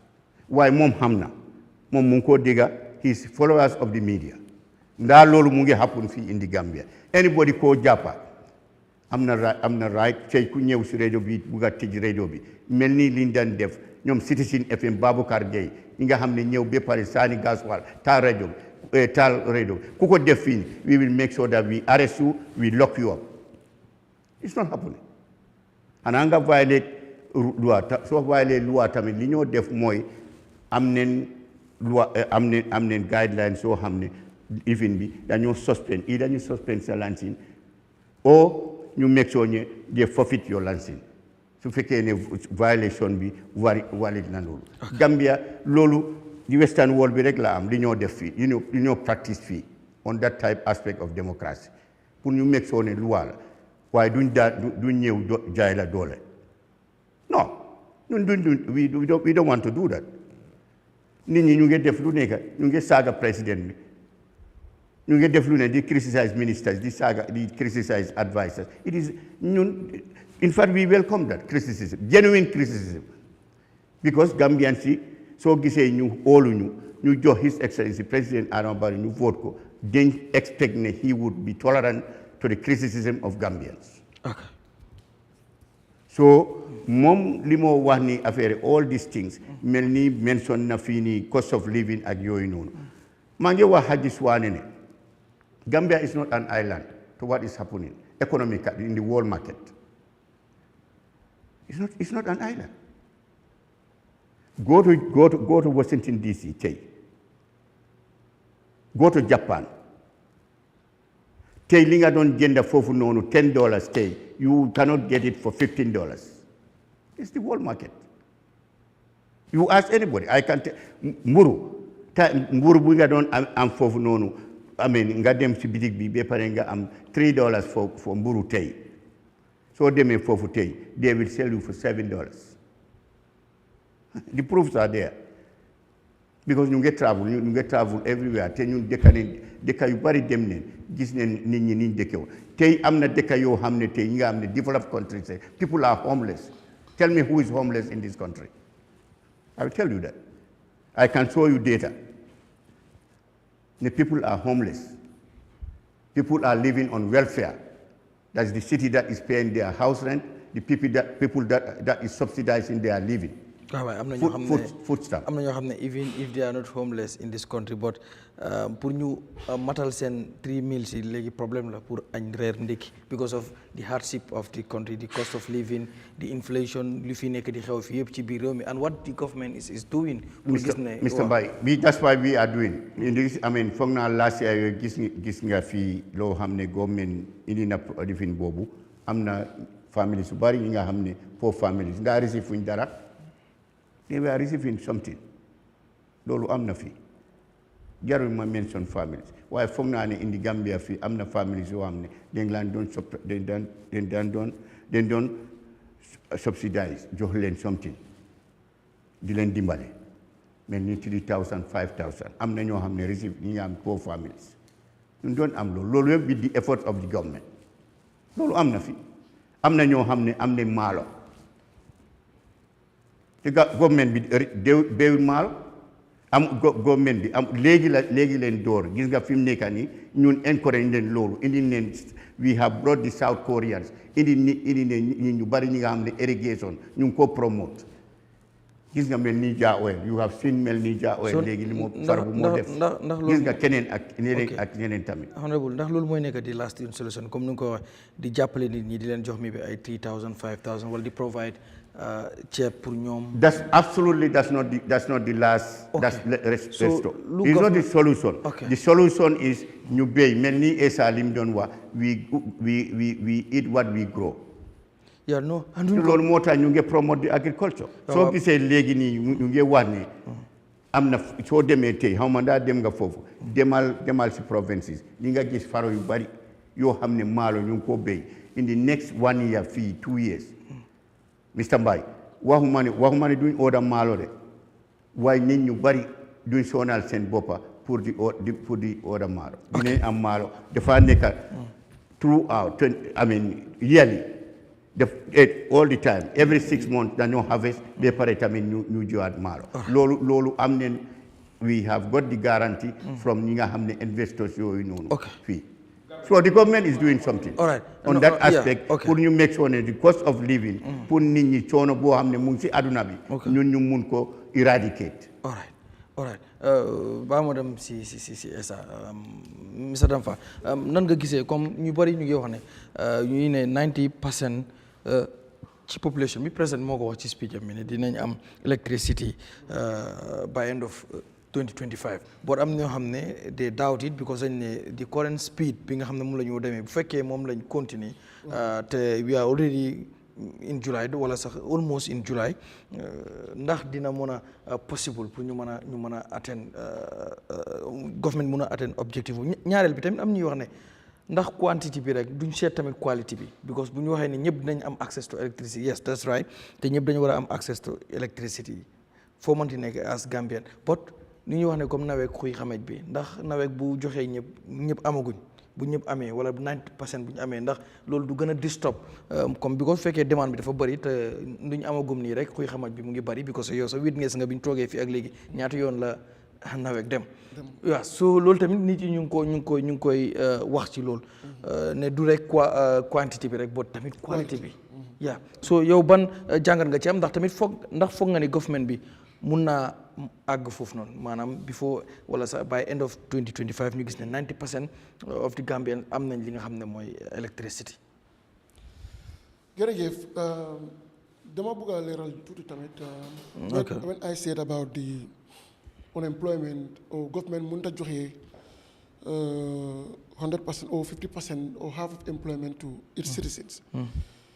Wow, so the evidence at hand here is like the highest country that gives employment to its citizens is Qatar. Yes, 88%. All right, 88%. Well, the reasons for that is these high rates indicates that the vast majority of Qatar's populations is actively engaged in the workplace. Understand? So Qatar, they have that level. They are almost 88%. While ñoom seen citizens they interact so much in public sector. And ñoom tamit seen GDP bi seen koom-koom bi seen source of resources seen sources bi soo ko xaymee We all know it cannot be compared with most of these countries, like Gambia. Why, apart from that, in African context here, we will see Tanzania also, and Madagascar, compared to their populations and stuff like that. But when you also see certain countries like South Africa, the biggest economies, they only have 34%. You have Djibouti that have 25%. Eswatini that have 34%. So that is it. That's my baseline. Okay. Why I say that. So to come to your question, okay, mediam ko manika wala kon. Maninkol ko keba miya dafan la munkola atele akulu nyalong. Kurango bitakan nyama aning capacity li bitakan nyola. Expansion is going with the capacity. Rero imang zafo ko ninga gibe commande demanding nawe ke dulale upon salaji yang. Ika for modernizations, station of Mialong to modernize electricity to make so Kurango not only Kurango but make so to standardize the electricity supply network. To make sure to strengthen the capacity, to make sure to strengthen the network. Your power plant on low jabang. Purkaje ko, kurango kana ke kurang but the higher voltage, the kurango la voltage ay lafa, anu kurango la kuntung ay ke kurimi alang kaba stop. Because you know Gambia, the problem that we have was distribution and transmission problem. The generation capacity is there. But the problem was distribution and transmission. It can generate. Genaka futeka some of them evaporate from your corner because of the poor infrastructure in Benungi and the poor network and the cables. So never can I wallet that ka better than ka modernize and in front of network or data. Coming for example, Niba Musalamwe, near telephone company or low. Yes, mobile or sang, yes, SIM card or sang. But network come better. Monalbenyo melanol. Alta ñoo la no so nawet nara say neto ko nati ka betandi kaje ko kurango nabita ani voltage mi alon ko quality tan woita ñola e kañum mi fana foden electric power cut min ka ke wadni wadi kurango ka fa dere wala bala ngaje no bin nawe ke wala yele kar flas ba commande wo man ta keri num bala ngaje le of recent jambur min kala jambur mol ka wil don kata ka jambur ka sola panel ta ke ka filol kuntu Kabiro kena ngaje kwa electric supply or not in electricity supply again. So you mukula di mi along ko banku dingol function da ko fali maja ay tol batandi bi afla ko mbodula jama bi ay patandi. So ban ngalon ko nawe ke mi fo ya ko indi la press conference auto ko le yalbe soto la ñu wato ko baaw yena dula la tinya. Bari ba kata kan engineer be kata kan la technician be kata kan ka fix. So na fix ta mbo mi ko la mi ko me bola ko le. But ni expansion mi be kering be krongol expand kan be anin quality le bitaka nyola anim fanang time of fanang president of ngeni ba fala ko December 2025 90% of population of this country electrified anim fanang ko in fact price of electricity will go down because mi be keri wala solar power plant be lo la jambur ebe dola lo kan ko de ñena dola lo la farafeñe because bidin fon process ñu kirale say be contrat ko award la jaara som an farafeñe mi yalla ko faram be di same capacity over jaara som tabita 50% jambur mo only to it 33 if I'm right but jaara som will go up to 50 so wala ne you know to bring in renewable energy on the generation capacity of electricity ibayla ko saying ning renewable energy be ker wala so la be contribute kan abe dépense o talala le na dépense o talala courant from be talala because generation capacity ni mi yalla ko heavy fuel le ka use ani ni maximum bal mi yalla ko ila jorongul da koleta den fay tarifo la fa bar bi ni na renewable energy la ngaje ko courant bi na kan no adung al generation ko amang kolea den by force fa gi so Gambia kata wolto Gambia be taka wolato you know president barola development pour ka soutenir molie wala mo another as a proactive base not reactive base problème o ayas lonne but na problem o solve fana ainda gala holistic solve mechanism leti aya be solve nyola wala na ko bi ka ko dole ko so dole abe ya so nyola adu abe ya so fana in a well quality manner anim fana nga make so generation capacity ay low renewable energy et santo isa je ko da tala banku dungole ñu be kéré so ni hajibe comme faut den ka ko GDP whatever bi inflation rate be jelle 17% abinu wolto bari be jelle is 9.10% and ngene end of this year is projected ko abi gilo fo dumale okay that's the projection so nyimbe ko di mi alon ko to nyalam ni be ende alfal gin ngal mel ko wol man digits long imang ni numalong yes it's good that you have mo le min karanta ka ko inflation rate this and that but they want to tally it with the market value aka sukuro sangela marché kono aka kuro sangela marché kono wala aka mano sangela mar bar bi mafla ko man bodo is only 1900 it is in this country man bodo be nun janne 2250 2300 bar bi man bodo quality rice is sold 1900 in the market fam do fana ngiwel fam mo fana ngiaba ndamento bi man wa fa kan janne mi ko ava staple food $1900 aba gengen di adum fana refinery access fenko facility be open la by September GGC tulo min ning tiyo min kap bojang aka findi bantala now they want to make it as a finished product you get rehabilitated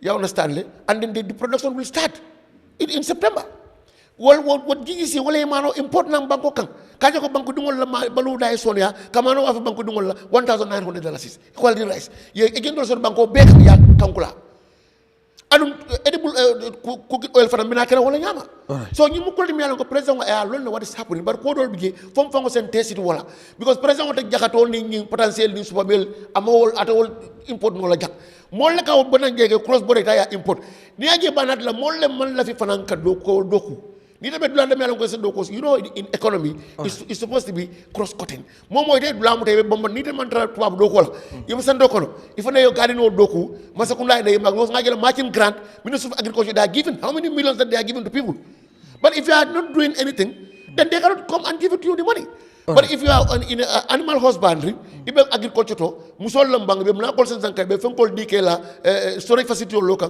hani individuals ibe sajol dikela ye malandi ike korol dila as a masking grant millions parce que momo ya gibe ni taman ratwa do ko le min ite bamba woto ye woto muta masakunda be ne tarala gele ye makoy bandi ba siring imantra kuto aba kolela pour moy na ay fendi la de so I think that's my contribution for now. All right. Yes, Mr. Bojang, you no giselo ndax fogg nga ne comme président bi wax na ko ci speech am bi ne by end of 2025 90% of the Gambians dinañ am access to electricity nan nga ko gisee ñu bari tamit wax nañ ne nekku dañ ni rek ne electricity rek but bëgg nañ tamit mëna am electricity boo xam ne ku ci nekk du nekk electricity boo xam ne xuy xamay light du am li nga xam ne mooy du taxaw sax so yow nan nga ko gisee ndax foog nga ni tamit comme speed bi am na yenn expert yoo xam ne ñoom ni ñu ko jàngatee mooy bu fekkee speed buñ doxee nii moom lañ continuer ñu bari foog nañ ne fooguñu even Jibi Mballow bi nga xam ne he is part of them moom wax na ne honorable Jibi Mballow ne bu fekkee ne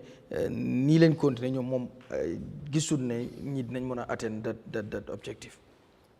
waaw jërëjëf man de bugga naa ko de pour every Gambian foo munti nekk nga am access to energy quality energy for that matter. Because energy is a multiplier effect. Daf dey jugal lu bari, you know, business, lo mundi halat, you know. The problem with President Barrow's administration is lu ñu walu bari duñ ko dee def, duñ ko dee mutali. Ana 150,000 jobs ñu waxoon fi. Fa lañ tollu ñaata lañ jota am as employed. Man de maa ngi nii de awma employment.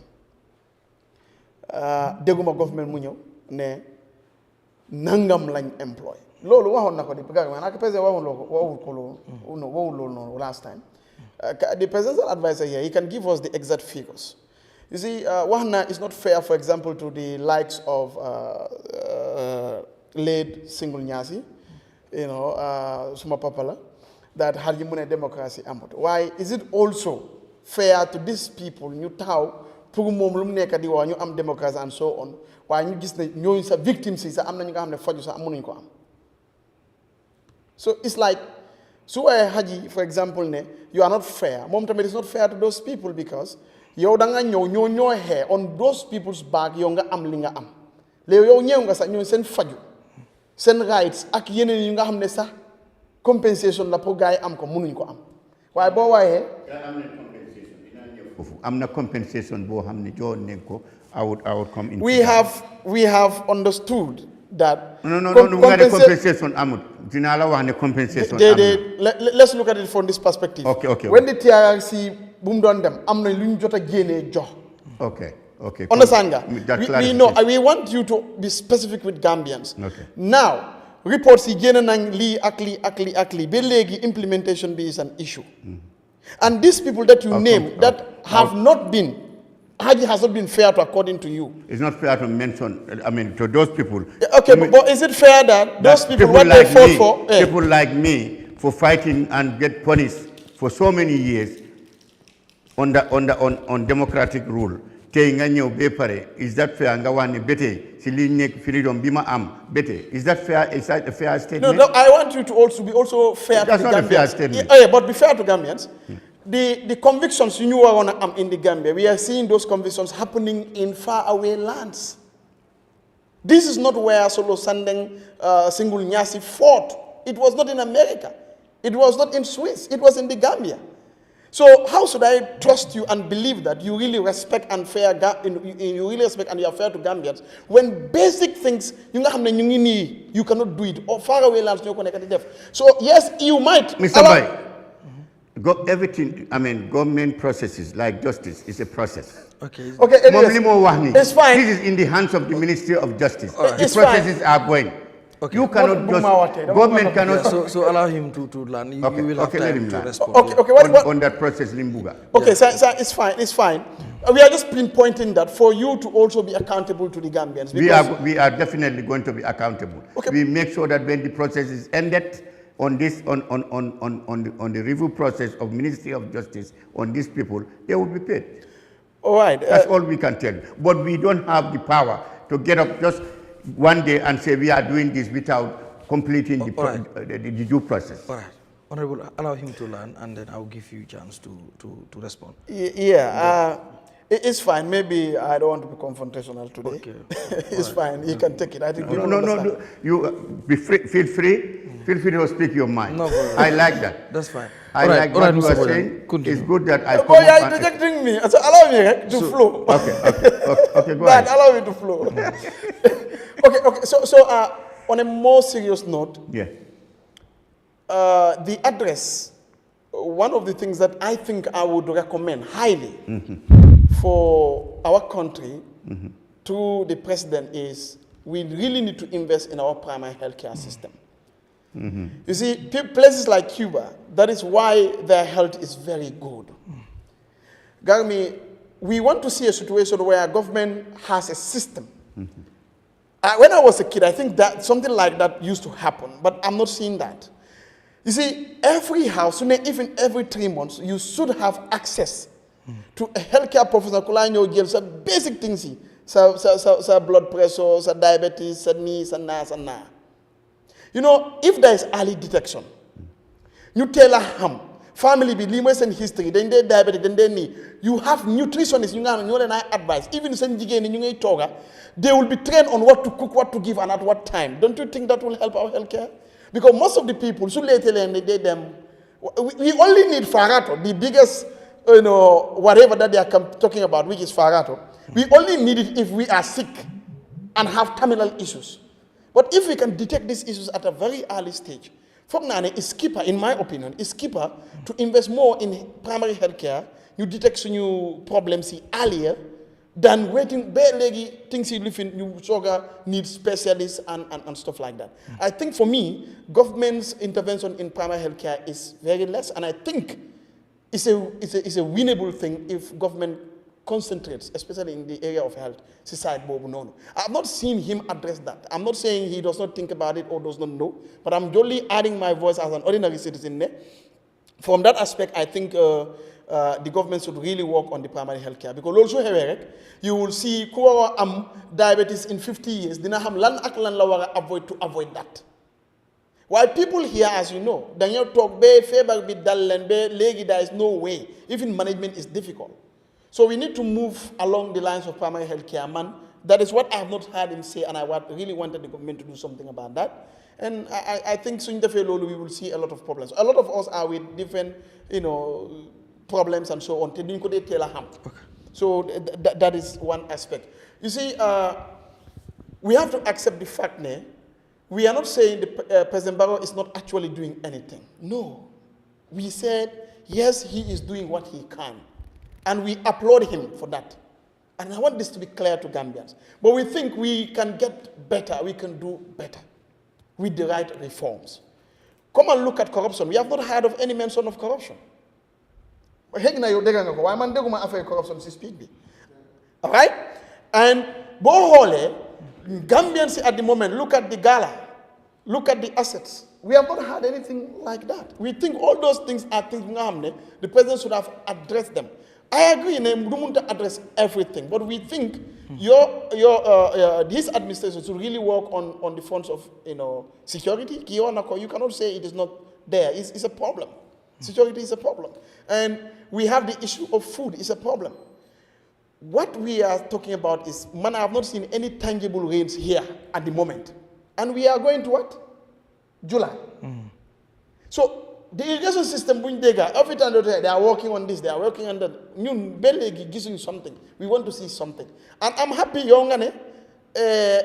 by next year or so, rice will not be an issue as far as this country is concerned. Not be as it is now. Yeah, not be as it is now. Yeah.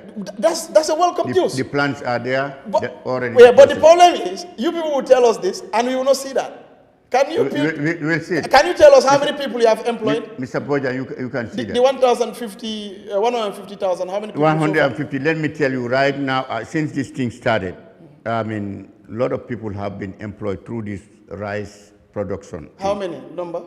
I don't have the data right now with me, but I can confirm. That's what Dr. Sise also said, I think a month or 3 months ago. I don't know, that they are working on computation of the data and stuff like that. Exactly, because right now employment is going on in different sectors.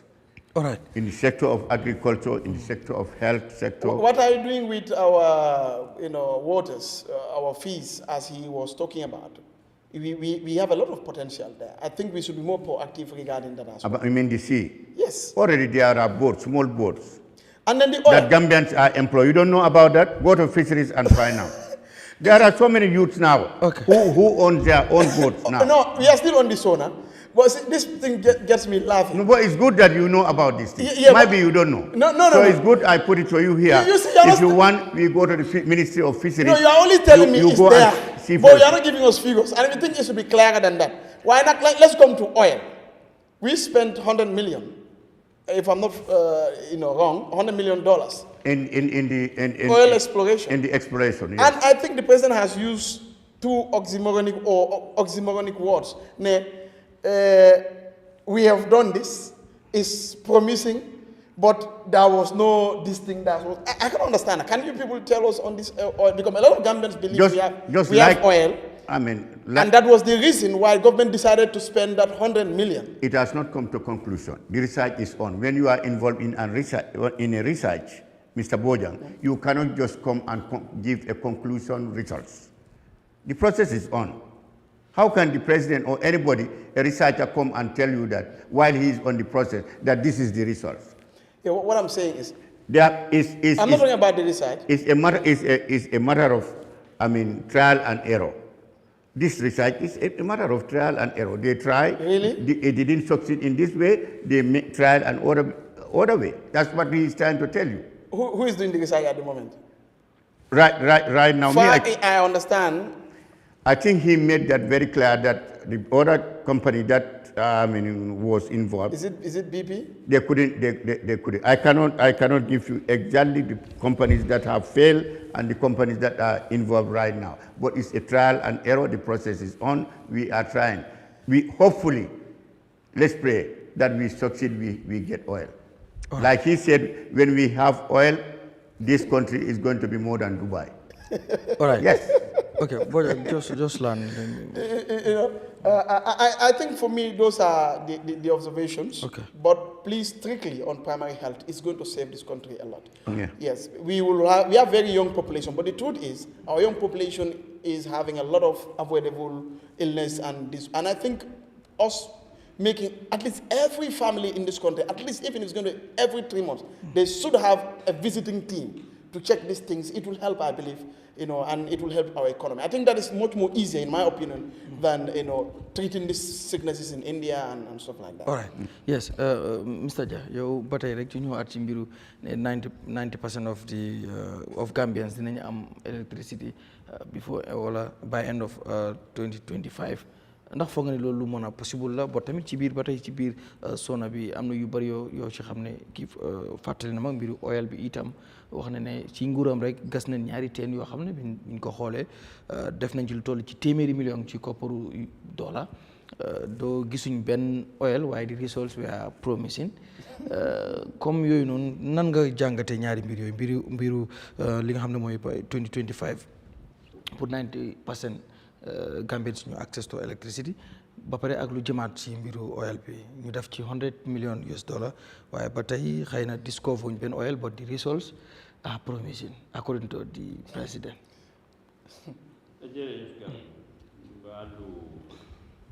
Current energy man gëm naa ne mun naa nekka with the support of partners lu war a mun a ne la duñ ko daaxa wala ne déedéet lii du am en li ci jiitu nawek toog naa ci jotaay boo xam ne managing director bi am na lu bari loo xam ne waxtaanee na ko wane ne nawek ñu ngi ci liggéey comme lii jafe-jafe bi maanaam yu bari ñoo jànkuwanteel yaakaar naa baax na ñu bari ñu xam ko mooy ne li fi nekk ci surtout fiil yi nga xam ne fa la courant bi di jaar dafa màgget so dafa mel ni nga am amount of supply boo xam ne pour fu moo jaar àgga ci nit ñi dañ ci am jafe-jafe loolu moo dee waral kamaj bi waaye lu bari ñu ngi ko wecci si yoo xam ne mbir yi dina gën a improve so pour ne 90% dinañ mun a am access to electricity fii ba balaa at bi di jee moo tax ma ne mun naa nekka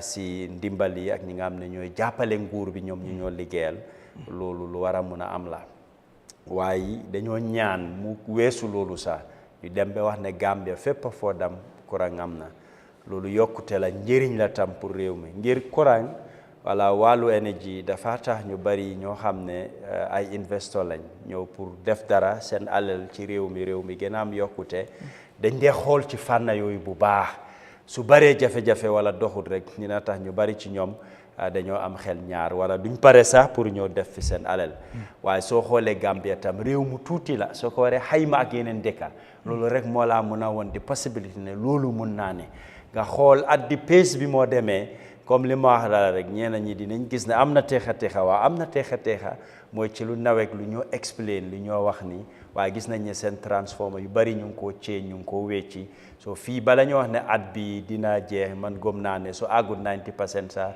lu ko manqué du war a bari su dee nawek continuer la def loo xam ne moo ko war ci liggéey bi ngir li mel ni énergie dafa am solo bu baax a baax waaye bu mu em ci courant bi rek nañ ci boole ndox bi comme lu ñu dee wax water is life ndox dafa am solo torop xam naa ne ñu ngi cee góorgóorlu su dee nawet mënta def lépp lu mel ni booxul def nañ ko ci béréb yu bari li ma ñaax rek mooy ne na continuer parce que nit ñi dañ war a am access to it waaye am na booxul yoo xam ne tam du ndox boo xam ne neex na pour nit ki naan ko du rek ci dex bi fii ñun fuñ dëkk suñ Latrikunda Sabiji bi surtout ñun suñ koñ boori Piccadilly agriculture fii maanaam mbedd yi bari na ku borom kër yi ñu ngay def booxul di ko génnee ngir dañ dee am jafe-jafe bu weesoo lii am ci dex bi war nañoo gestu ñun mi nekkee fii ci biir ngir challenge la jafe-jafe bu mag la waaye gëm naa ne nawet ñu ngay liggéey xam naa fa ay nit ñoo xam ne dama dee jokkoo ak ñoom am nañ tolof soo ndax mun naa nekk man am naa gëm-gëm bi ne comme lu ñoo xayma si 90% mun naa nekk mun na ko sax ëppa wala su dee dina ko manqué tam lu ci manqué du bari su dee ay jafe-jafe ñoowut wala nawet amuñ yenn problème soo xam ne dina tardel seen liggéey ñaareel bi li nga wax ci wàllu owel mbir la loo xam ne lu am solo la réew yu bari tey wala mun naa wax ne ñi nga xam ne ñoom lañ gëm ne ñoo fi am di biggest economy li doxal seen économie oil ak gaz daf ci bokka kon réew su ko amee dina la jàppale ci ñaari boor boo ko génnee dina la jox koom-koom bu bari ni nga ko jëfandoo sa biir réew tam di nga gis ne dina yombal lu bari loo xam ne mooy doxee ci biir réew mi tey soo gisee di price of oil wala fuel tax na lu bari sax mu nekk jafe-jafe ci biir réew mi tey ci misaal su essence yokkoo gis nga nit ñi niñ dee soone ci wàllu dem ak dikka bi daf dee nekk jafe-jafe ci wàllu yenn bagage yu mel ni mbuuru machine yi li ko doxal essence la fuel la moo ko yóbbu soo su yokkoo rek bagage yu bari dafa yokku kon bés bu suñ toogee benn Gambia am na soo yëpp dañoo sentu ne ci fànn yooyu dafa gën a yomba en loolu dina tax réew mi mu gën a naan waaye comme di wax ne Gambia dina raw Dubai wala mel comme Dubai misaal la rek misaal la waaye képp ku dem Dubai dëkk fa nga xam Dubai nu moo doxee waxuma la Gambia de waaye yenn dëkk yoom ne ñu ngi Europe sax pour ñu jot Dubai lu jafe la moo nekk ngir Dubai dégg ko rek doyut waaye soo fa demee dëkk fa du dëkk boo xam ne tam dëkk bu cheap la Dubai c'est luxurious country soo fa demee def fa waxtu bu bari si ngay mun a xam loolu tey soo jëlee place bu mel ni Palm Jumeirah dañ dem ba si géej bi sotti fa suuf ñu samp fa estate foo xam ne celebrities yu bari ay borom alal ñoo xam ne ñu siiw lañ ci àddina bi fa lañ dëkka foofu la ñoo Palm Jumeirah nuñ ko designé fa mel ni guy tàndarma suñ la xee di history of it yi nga xam ne Dubai utee na ak dëkk yu bari kaaraange bu fa nekka foo dem sañ ngaa teg sa xaalis sa mobile sa bagage nga dem doxi sa soxla ay waxtu bu gudda nga ñëw fekk ko fa kenn du ko laal lan moo mee loolu dañ invest lu bari si security si ay caméra ci loo xam ne seen police bi dooleel leen ci fànn yu bari parce que fépp foo nekk ñu ngi laa bàyyi xel ñu ngi laa gis soo demee ba seen yoon yi loolu moo fa nekk tali yëpp caméra la suñ lay wax ne lii mooy speed limit bi loolu ngay daw ni mu organisé daal yéen a dëkk dina leen jël waxtu bu gudda bala ñu war a mel ni Dubai te Dubai tam toogut lem loxoom lim am ñu di ko cogoo ba tey Dubai mu ngi continuer ci loolu nga gis ñoom seen yenn transport système loo xam ne boos la daw ci tali bi su demee ba ci ndox bi tànkay lemu mu toon nekk féeri yóbbu la génnewaat la feneen ñun àggaguñ ci level yooyu waaye xëy na suñ amee essence bu ñoo wax nii dinañ fa war a mun a toll ngir essence lu am solo la li honorable wax rek trial and failure la waaye li ñoo éene lu ñoo ñaan maanaam na succeed ñu am ko su boobaa dinañ gis beneen Gambia loolu moom du jaas réew yi nga xam ne am nañ ko yëpp daf leen isil yokkute su dee dëkk bi normalise na maanaam xeex nekku fa ak yeneen fitna mu ngi dem nu mu waree dañ dee mun a achieve lu bari ci loo xam ne moom la dëkk bi soxla ak lum laaj soo lii la ñoo sontu si waare oil bi waaye di ñaaxtam comme nguur bi mu génna di wax doomi réew mi ngir bari na coow bari na wax lu bari suñ ko tànxam loo dumoyu ko rek dina sonal ñu bari waaye ñuy joxe update fan lañ toolu ak mbiri naka la nekk di doxee loolu dafa am solo trop. Haji nan nga gisee mbir mi lu jëm ci oil bi comme spend nañ ci 100 million but the results are promising comme many Gambians let them keep hoping ne one day xëy na dinañ discover oil. Number two, government bi ci biir sona président bi wax na ne by end of 2025 90% of the Gambians dinañ am access to electricity mu nekk loo xam ne tamit ñu bari ñu ngi ko rafetlu ne loolu bu amee moom dina kii waaye am na ñu daaw tamit ne ndax loolu dinañ mën a achieve that target wala that goal yow ban gis-gis nga sam. jërëjëf Garmi lacce bi am na solo lool 1 minute rek balaa maa dugg si lacce bi no problème sa time la ma mun a clarify to Honorable Saikou Mballow ngir dama dee avoid pour ma su may wax si public ma feel emotional parce que gëm naa ne waxtaan bi nekkut man waaye askan bi la dama dee muri tam pour ma wax yoo xamante ne dafa réerlu askan bi gis nga su ma waxee ne démocratie li ma fi gis mooy massicratie dama teg ay dalila yu leer si kaw loi yu ma gis waaye moom dafa dem to an extent mu xelal ma ni ñoom solo Sandeng ak ñu bari moom si boppam si ñoom la bokkoon man dama gom ne moom su fekkee ne calculé na tontu bu mu doon tontu suma analysis bi fu mu jëm def ko doon moytu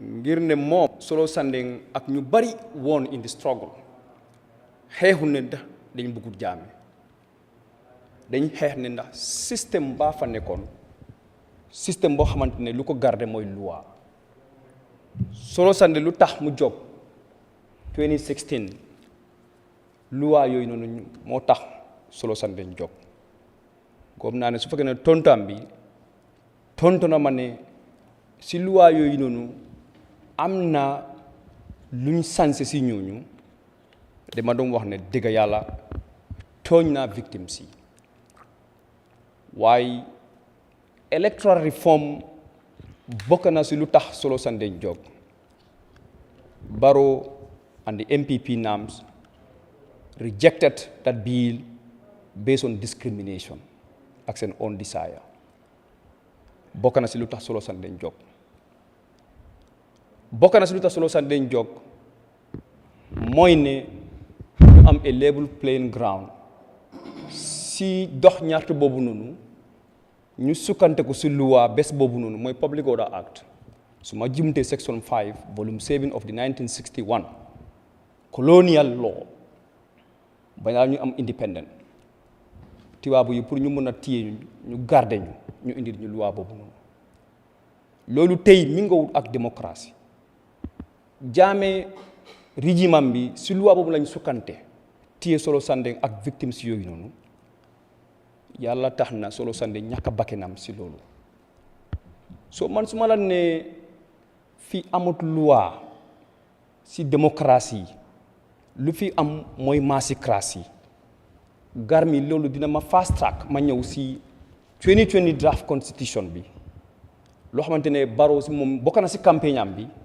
words wala kaddu yu mu use bés boobu noonu mooy ne dañ ko bucca more than 50 times indi ko si bànneex benn nit mooy former président Jammeh moom su toogee moom waaw man duma am quoting Barrow ma ne bokk na moom si lu mu wax waaye gis naa ne affiliates to his agenda bés boobu noonu at the minority side ñoom ñoo taxaw in March 2020 reject the draft constitution policy boo xamante ne ko c'est major policy bokk na si réforme yoo xamante ne loolu mooy taxawaayam moom noonu tax jóg pour mu ñëw si nguur ñu maintain a constitution si moom si boppam lu mu doon campagne gomu ko gom nañ tamit is against the principles of democracy waaye under Barrow tey constitution boobu noonu moo nekk di dox bokk na si loo xamante ne soo gisee ma ne fii massicratie moo fi nekk the same Public Order Act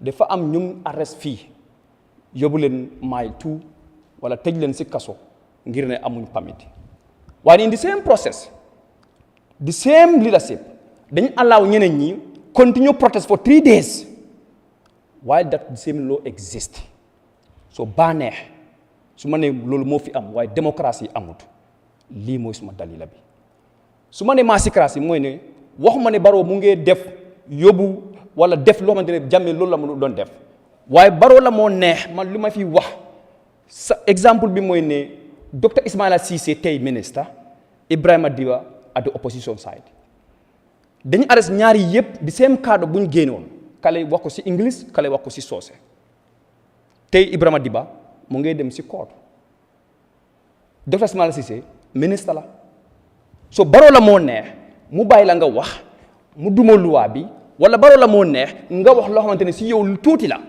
waaye si moom mu def ko lu rëy mu sukkante ko si loi bi nga am problème man su ma nee bànneex moo fi nekk nekkul démocratie si loi la ko teg lu ma ko wax fi moom waxuma benn loi loo xamante ne si loolu noonu wax ma ne loolu amul tey Barrow def ko sensé li ma fi wax yëpp lu am la soo ma leeral ko foofu noonu so man balaa maay ñëw suma research bi ida def naa ko wala defuma ko waaye these are evident on the wall ku nekk yaa ngi koo gis moom struggle bu mu doon struggle Solo Sandé naka la dee victimes yi lan la jànkuwante maam awma dara lu ma leen naa baal because loi yooyu noonu ba léegi ñoom ñoo existe fii su fekkee ne loi yooyu noonu amut mënoon naa leen baax ne nañ baal ma because dama wax lu ma neex so ñëwutoo yo question yi fi électricité bi depuis 2019 ma wax la ne this project saa yoo nekk at the time Barrow yu du mooy suñu bëggee dajale nit ñi dañoo ànd ak benn time boobu noonu Barrow yu du mooy pick up ak MPP pick up man si suma gox nekkul nit moo ma ko wax man maa de gis gaay everywhere comme su ñoo ñëw ñu ne weer koor bi nag Barrow dina indi courant 2019 laa la wax de projet bi nag dañ ko sign 2023 yes it was in the pipeline comme lu ma ko waxee lii is a project that World Bank and African Development Bank that are working on ndax di waa 2019 non ma ne Barrow Youth Movement pick up wax ma MPP Barrow Youth Movement that am BYM moo am Barrow Youth Movement is only 2025 if I got it right so at the time pick up boobu noonu la ñoo use ma jël suma équipe dañ dem bés li ma count at the time 7 times waaye ñetteel bi dama équipe suma téléphone bi ma call di managing director at the time mooy how to call it bari bu ko tey mu ngi si one of the embassies in I don't know France or somewhere Baba Fatajo ma call ko ma ne ko ne ñii nag ñëw nañ si suma side fii more than 3 times ñu ne dañoo meso electricity poles ma ne waaye I don't know whether this project is real or not mu ne ma moom he is not I'm on camera mu ne ma he is not aware of any project or nawet mu jël nit yóoni leen dem si gox yi pour ñu meesoo courant for any community waaye lu tax ma laajte ko mooy ne ñii su ñëwee si dëkk bi da ngaa gis ne a focal person for Barrow Youth Movement ñoom ñooy receive nawet su ñoo dugga suma dëkk suñu passé foon beneen dëkk bi tamit kooku daf koy xaanoo ba to another focal person to Barrow Youth Movement ñu dugga ak moom si gox bi time boobu noonu 3 years jot na amoon ñu ngi ko dogal ñu ngi ko cook up so dama laan ne ñii anytime they want to mobilize people dañoo use that type of project pour ñu gëmloo nit ñi ne seen soxla bi mooy lii léegi te Barrow def ko diggante loolu ak tey weer koor bu bari ñoo passé ba léegi amuñu courant bi waxuma la duñ mit 90% of that waxuma duñ ko mit waaye propagande bi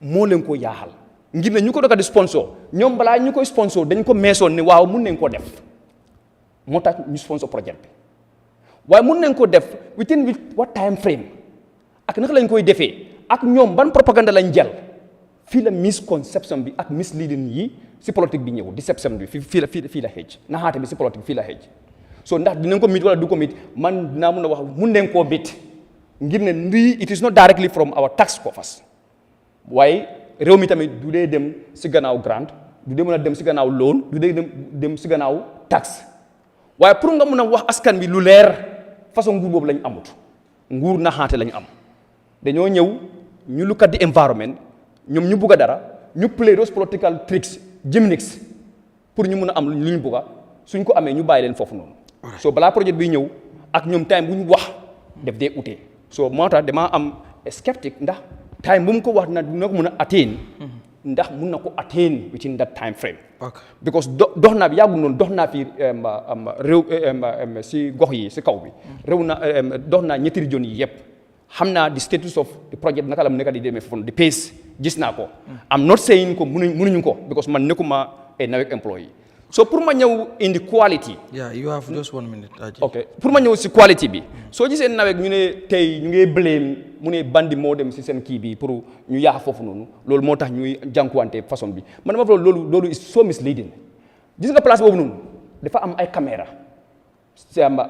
security cameras ñoo fa nekk fu nekk place boobu noonu dafa am security officer ñu fa nekk naka la nit di ñëw dugga foofu noonu yaaxa bagage yooyu noonu yëpp na fekk caméra bi capture kenn sécurité bi gisul kenn ba léegi nag NAWEC wax mënuñu wax naka la foofu noonu yaaxa kan moo ko yaaxa téyewuñu kenn so loolu politique naxaat la dañ ko denca ngir ne nit ñi dañu waxoon ne kaapawasi bi su fekkee jógee dañoo jànkuwante this kind of interruptions so pour ñu mun a am an interval distraction ñu mislead ni askan bi ñu dem sukkante ko foofu noonu waaye foofu noonu du mun a dox su doxee nag ñu ngi proof to di askan ne security loo xamante ne askan mi loolu la nekk di joytu it exists lack of security is what is harming this country so on the petroleum side Garmi président bi lu mu wax foofu noonu anyway waaw ok waaw loolu moo tax time dafa ja yaa ngi sama so I want you maybe bu nga respond soo paree ñu move si suñu last topic bi ko bëgg naa ñu ñëw NPP ak Demba Sabally tamit jërëjëf foog naa ne suma wax bi du mun a gudda si Haji di moo wax ni because dafa mel ni Haji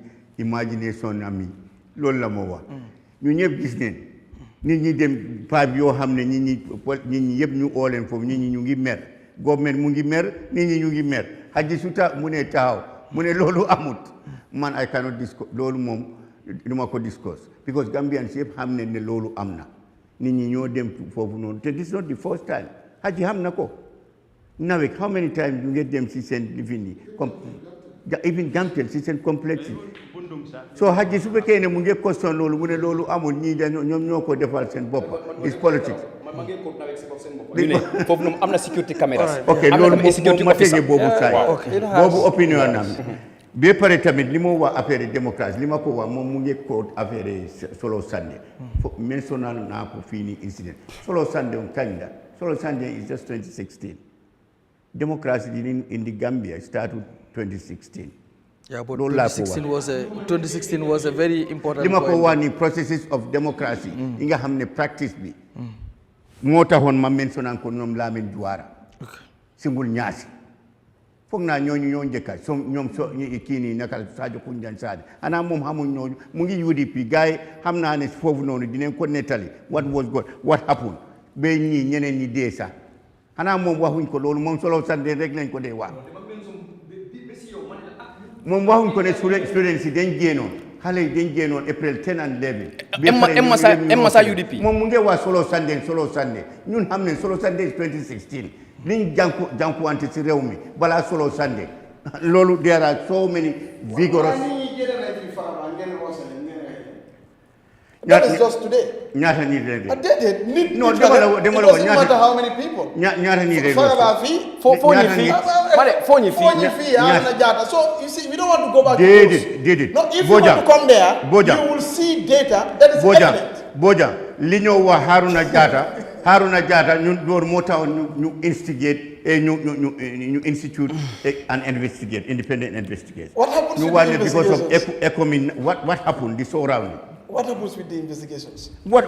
Dina la laaj ndaa gaay xamuñ ko ñi xam ne ko am na ñoo xam ne ECOWAS def nañ investigation si waaye am na ñoo xam ne soo gisee démocratie loolu la laajte. I want you to avoid Aji on that front. No, I cannot avoid. We have data showing that you are not best at that. Because you yourself have killed people in their community for demanding their rights. Mr. Bojang, pour wax ne based on emotion ne rey ne nit ñi can you lie? How many people? Haruna Jatta incident. So it has to be 10 people. Let me tell you. When we are talking about mass killing, why are you people avoiding that? Nobody said about mass killing here. You said. Of course.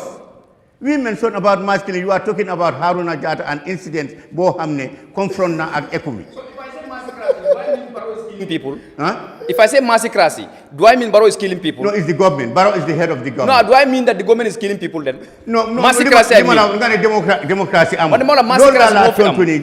Democracy amu sirew mi haji. Mane massacre mo bane mo fi nek. Democracy amna respect for fundamental rights amna. This is the argument that you understand? Though you cannot just, water down democracy. Because how many radio stations you have television? How many political parties? Right now, as we are speaking, about 20 political parties. Today are all running. Can nobody is interrupting them? Is that not democracy? There is democracy. You talk about KKK.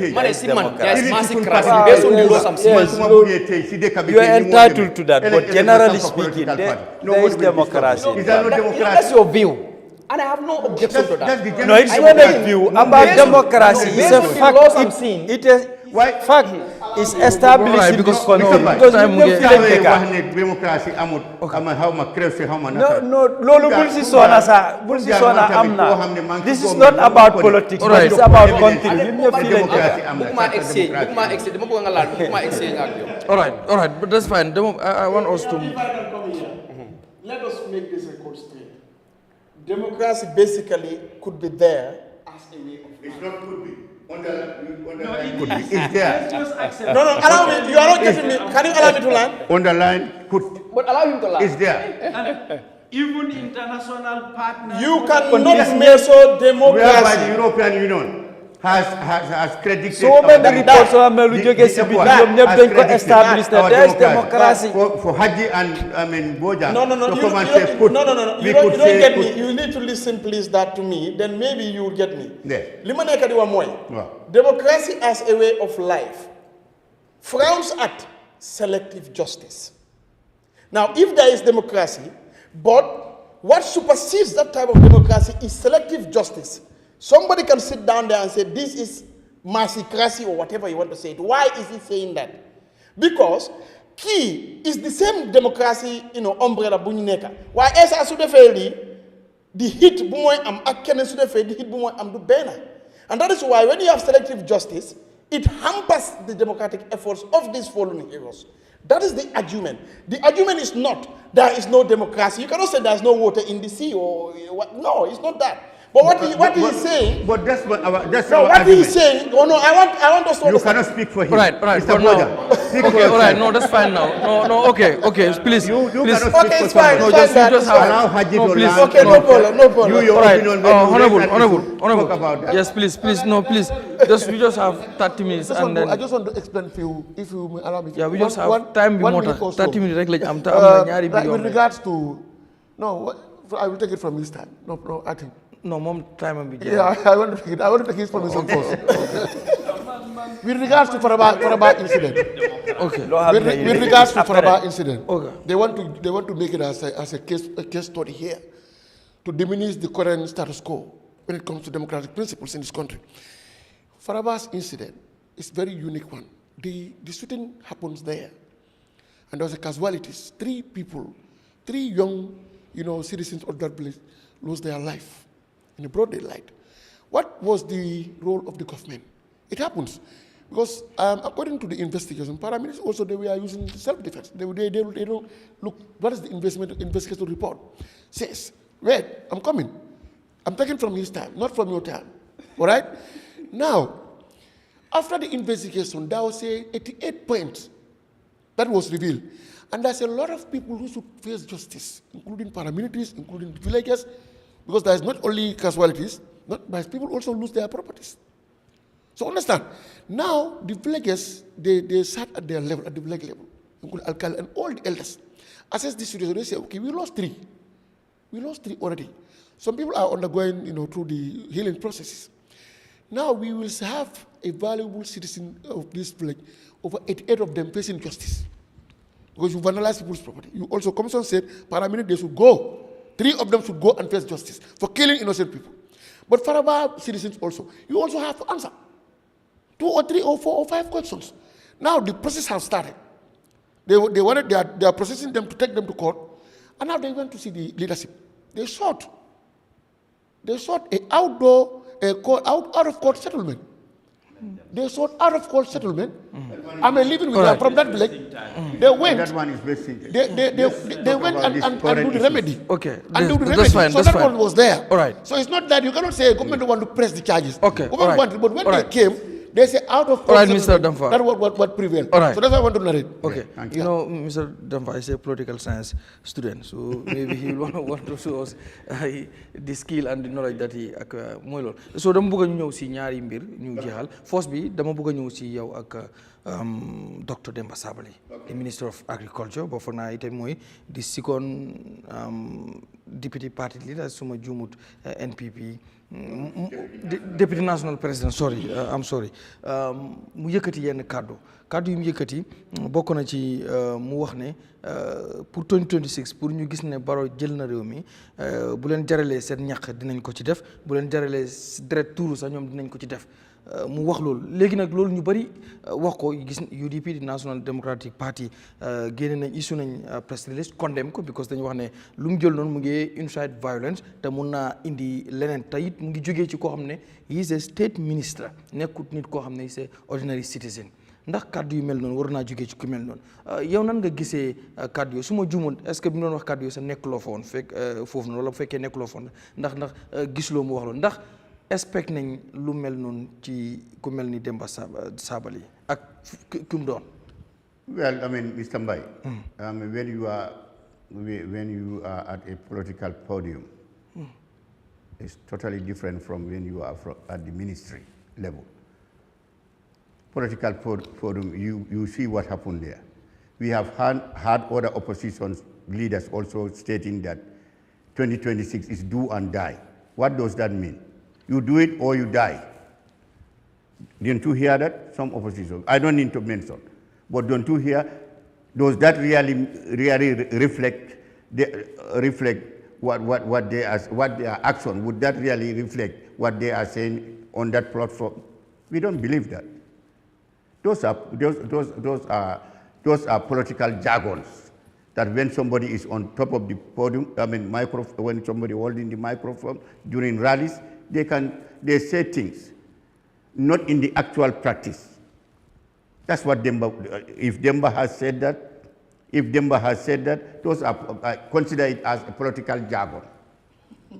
It's different from the practical aspect. So, kaddu yoyu tamit honorable est-ce que du indi fitna ci ku melni honorable Demba Sabally, a state minister, muy wax kaddu yu mel non tamit. It's only parties that are petty in their behavior who would take it and make it an issue. But any party that is really committed to the practice of democracy would not hold that very seriously. It's just like when the president holds the microphone sometimes during rallies when he says something, when he really with the crowd and his body is warm, sometimes he says things. Mr. Honorable. We have seen other leaders, other parties. Being the opposition, be the ruling party. For us, we don't term that as some in the actual fact. So it's normal. Politicians. It's very normal on politicians. We have seen politicians, Western politicians, who say that when I take over this country, I will deport all black people, all this thing. Can they do that? But we used to condemn those kind of statements. Can they do that? When they come in the actual practice in their office, they are guided by the constitution and policies of government. They cannot do it. So it's only people whom we know they want to minimize what the politician is doing, would take that a serious thing. We don't take that serious things. Politicians who are during campaign or somebody who is at a platform looking for votes would saying that when I come, I'm going to make this place Babylon. I'm going to make this place. Yeah. But at come first on, place, Mr. Mbai, let us be serious about our politics. Agriculture, a full state minister. Ko xamne mom lañ denk suñu walu mbay mi nawet mi ngi waji ñew muy wara dem ci ay political platforms wala di yëkëté ay cadre ci walu politique mu warono concentrate ci how this nawet ni ñoy gis ne let me tell you that the minister is concentrating on the nawet. Just about 4 days ago, I can show you data that he has supplied 8 harvesters that he ordered. He has given it to the farmers. 8 harvesters. That is different from the power steelers that he has supplied. That is different from the tractors that he has ordered for the farmers. More than 100 tractors are coming. He has ordered them for the farmers. He has ordered fertilizer. Is that not a sign of commitment and seriousness to promote agriculture in this country? Forget about this small statement in Sare Biji. Somebody saying that I do or that. So you will not condemn that kind of statement? I would downplay that. That statement is a political statement. It's a political jargon of any politician. So I don't take that seriously. It's only politicians who are very petty who take that seriously. So me, when opposition says certain words, I don't even waste my time. I know that is during large. They will not do that in this country. They will not like to do it.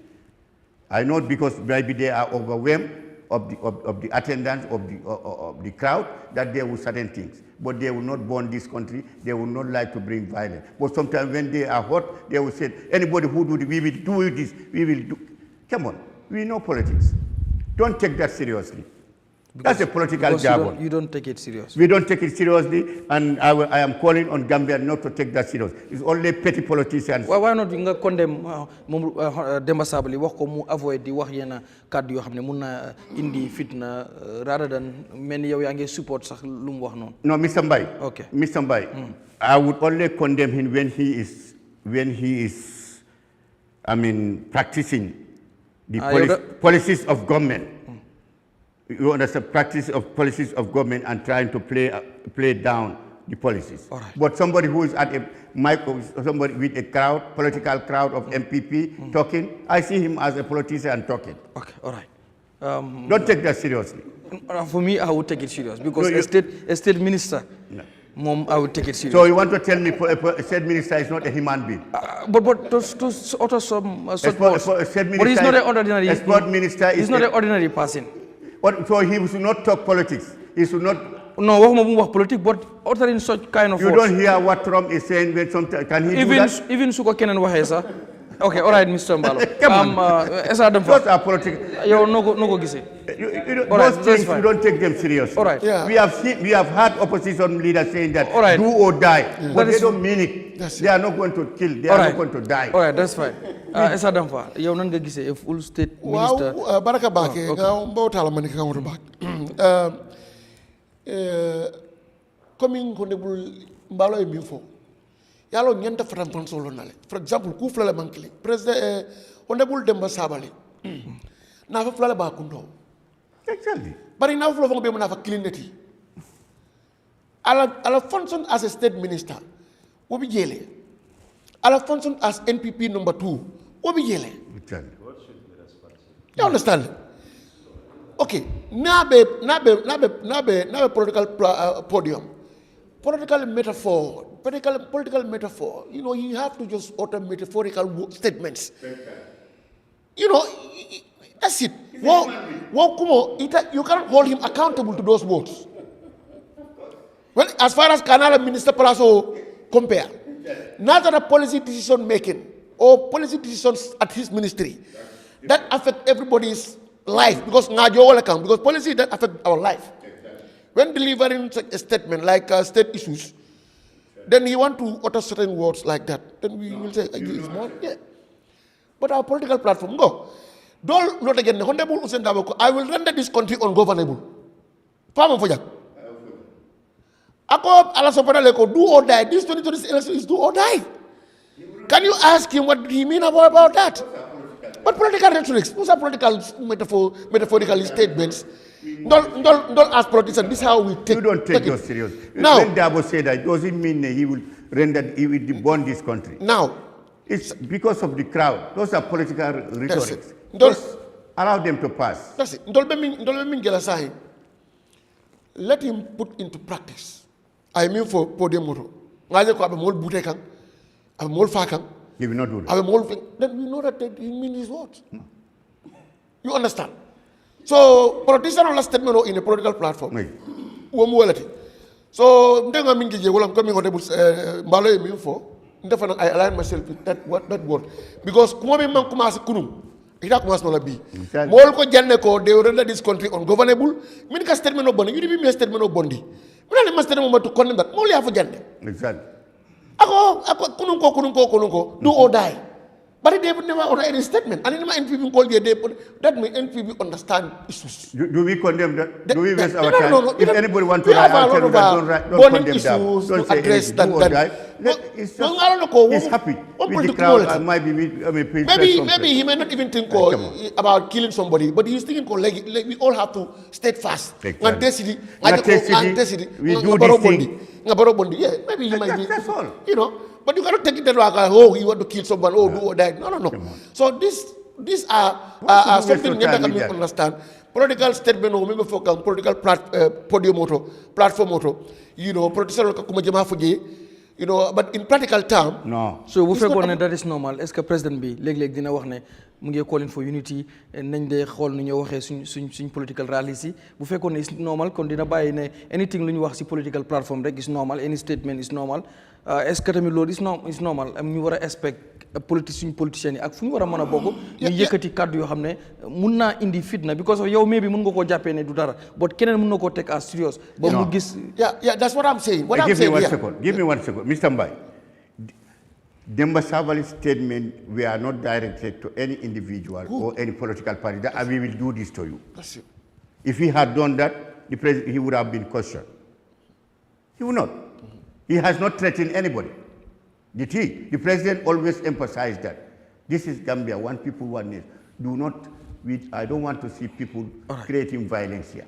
But somebody just to say the crowd is Tantangol be Kosikang, molbe musolbe donkan. Yeah, understand. Balobe candidate. That's fine. All right. Come on, you Yes, people don't. all right, all right. So basically, Okay, just Mego Mutane, a few seconds, please. Those type of things you don't. Okay, You all right, don't sir. take them seriously with politicians. All right.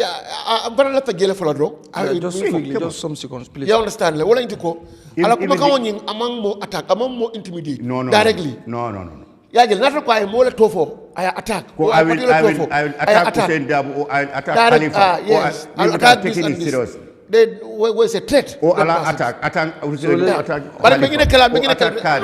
We would All have right, taken all it right, seriously. all But right, just somebody all right, yes, is that's happy. fine. Okay, Mr. Bojang. Mr. Sorry, if you would permit.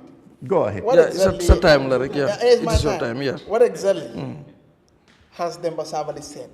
Can you repeat what he said? He mentioned it. Ask him. Ask Mr. Mbai what he said. Ask him. Before you write directly, ask him. You know something is funny? Yes, something is funny about sometimes NPP. I don't want to usually, I try to avoid even discussing, and you see I'm confrontational. But sometimes you are just unfair. Yes, you see, look, you said if he had said that to an individual, let's say he named Dabo or Khalifa. Yes. So Demba was talking Then we will know that. No. Why are you directing this to somebody? Demba was talking to monkeys or Gambians? Gambians and Dabo, who is more important? Who? Gambians, General, and Dabo, who is more important? These are singling out. I'm talking about singling out people. This threat. A threat that is directed to a single person, individual. That's what I'm talking about here. But somebody who is just happy, just talking. That's right. I think you just know my point. Let's move next because the time is not there. Of course. Political statements. Oh, these are not serious. These are politicians. During rally. Why have you arrested Sabali and make Sabali's wife cry before you even release Sabali? Was it that he was having a gun, or he made a TikTok with his TikTok? What was Sabali's statement? Yeah, please let's have a decorum, We will please. lock down the country. All right, continue. Okay. You see, you know why I asked about Demba Sabali?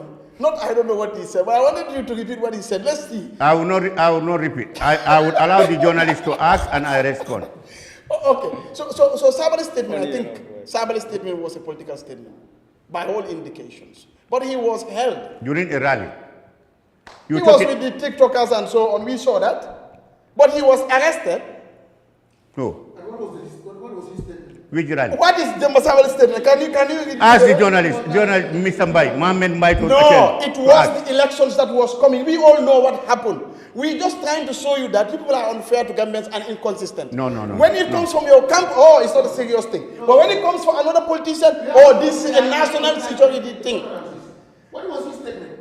But why did you say exactly the Sabali statement? We analyzed the statement. I asked you never. Was Mohamed Sabali's statement made during a political rally? You see. Was it made during a rally? What I'm saying here, when there a political statement doesn't have to be a political statement because it is a rally. But in this nature, what qualifies a political statement is in the nature of Demba Sabali, how it came about, it was during a political gathering. That I told you that there were a lot of sabar, there are a lot of dancing crowd. So the bare minimum is if there are sabar and all those things, women, you can say, and it's considered. That's a different scenario of somebody just sitting down with 2 people, 3 people, saying that I will attack UDP or I'll attack. But don't you think saying that to many people, or I'll attack Saikou Mballow? On a that's platform, different. A bigger platform, don't you think that poses a more serious threat? No. Than Sabali with some TikTokers and saying his thing. Yet he was arrested. There is no threat in this. Okay. It means Sabali's this thing was also a threat because it was not a political statement. It was not. It was made willingly, that it was not during a rally. That's different. So Demba did not do it willfully. It was during a political rally. I said. How many people made statements during it's not political Sabali alone. I'm just bringing Sabali for you to understand that. No, allow me. No, allow me. It's my time. Let me. Allow me. What I'm trying to explain is. If your phone is ringing, hope it's not the big man. The big man is watching. Then maybe he want to tell you, condemn it. Something else. All right. I'm supposed to. Okay. It's fine. Relay you are on the microphone. So what we are saying is we want to see inconsistency. What Grammy is saying and what many Gambians also are saying is more. Whether you are on a political rally also, that decorum, that self-control is important. Demba Sabali's statements or any politician's statement could be very, very powerful. And it can cause a lot of damage. It can also cause a lot of good.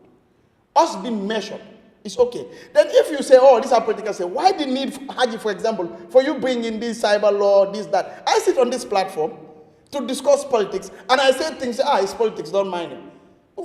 Why bring in laws to that effect? It's totally different. And we have seen situations where... it's totally different. What we are doing here... It's up to the governments to say whether it's different or not. You see here... Those are my concerns. You see, that's why I said, if you can recall, I told Haji, when you sit like a panel discussion here, people take us seriously, simply because they believe that we whatever we are doing, we have the record, we have data. Don't take us seriously. But somebody who is at a political rally where you see the politician himself dancing, we have seen that. So, politicians dancing, they are happy. Concurrents are there. It means what we tell Gambians during rallies, in terms of what we want to do for them, it's not something that they should take serious. Even a president during a political rally, sometimes what they say, I will give you an example. From what he said during campaign when he is happy that people are chanting. What he said, he cannot do it when it comes to his project. Trump is not the best example. I think Gambia any president, I'm telling you, even Trump. Obama, so let's even former President Obama, what he used to say during campaign, when it comes to his official function, he cannot do it. Because that's why we have the National Assembly, we have Parliament, we have senators, it has to pass through there. All right, Honorable. Yes. My advice to my brother Demba would be, we would have life after politics. And if we are at any point in time on a political rally, we have to be careful what we say because it can bring a lot of issues. All right. Yes, somebody might see it as Honorable said, oh, it's a political whatever. We understand that. But we think because he is not an ordinary Gambian, having guards or safeguards would really help the political spectrum of this country. It's not. I mean, please.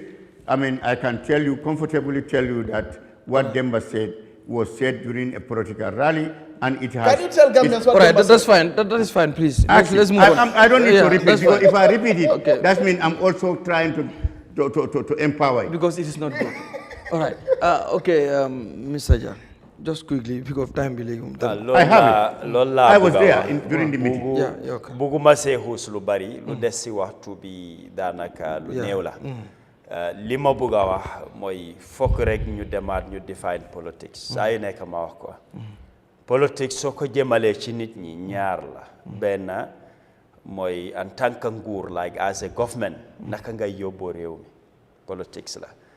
moo tax ñu bari suñu waxee ne politics dafa tilim man Dudu Jammeh déedéet politics tilimut luy doxal réew su tilimee kon réew boobu du dem loolu dañ ko war a bàyyi xel waaye politiciens yi ñoo dee tilim kenn forcé wut la nga tapale nga sàcca nga wax nit ñi lu du dégg ak mel neneen loolu jikko la ci ñeenay léegi-léegi dañoo dem ba bugg a ko mbubboo sane because of politics la déedéet am na ñu bari ñu ngi si politique dañoo wax dégg dañoo def lu baax duñ laalale li jàmbur soo miinut ne ku nekk si politique rek da nga war a def lu la ne wala nga def safaan loolu dañ ko war a leeral ñaareel bi maanaam nguur bi fa nekka naka ngay mun a defaree ay loi en tant que loo xam ne mooy ilif nit ñi pour nooy mun a réguler te société boobu li mooy politics dafa am solo torop soo ne kan mooy politicien politics ak politicien lu utee la politicien maanaam nit koo xam ne la dafa nekk ci place politicien la parce que ñu ne politics mooy lan nu nguur di yóbboo dëkk bi léegi ñiy liggéey ci nguur bi ay politicien lañ moo tax ñu ne la cabinet is a political appointment nekk ministre politicien nga léegi di nga defee sa politique des na ci loi yi nga xam ne moo fa am ak système wala plan yi nga xam ne nguur bi noonu la teg pour mu yóbboo ko so ñooñu nañ bàyyi seen xel ne man ministre laa rek ministre nga politicien nga parce que da nga bokk ci ñuy doxal nguur boobu ci ñu ko yóbbu léegi ñaareel bi mooy leadership dafa ñëw ak responsibility te bokk na ci loolu mooy nga communicate effectively maanaam ñi nga waxal ñu mën a déggali nga wax ci ay kaddu yi war naa ëpp maanaa ci yar ak teggin boo xam ne ku la déglu dina sawar sax pour mu continuer di la déglu tey am na ñoo xam ne ñu ngi nekk opposition waaye su ñëwaa even ñu nekk ci nguur dinañ leen bëgg a déglu ngir wax bi ak kaddu bi ni moo ñëwee am na koo xam ne mu ngi ci nguur waaye even opposition bi dafa sawar pour déglu ko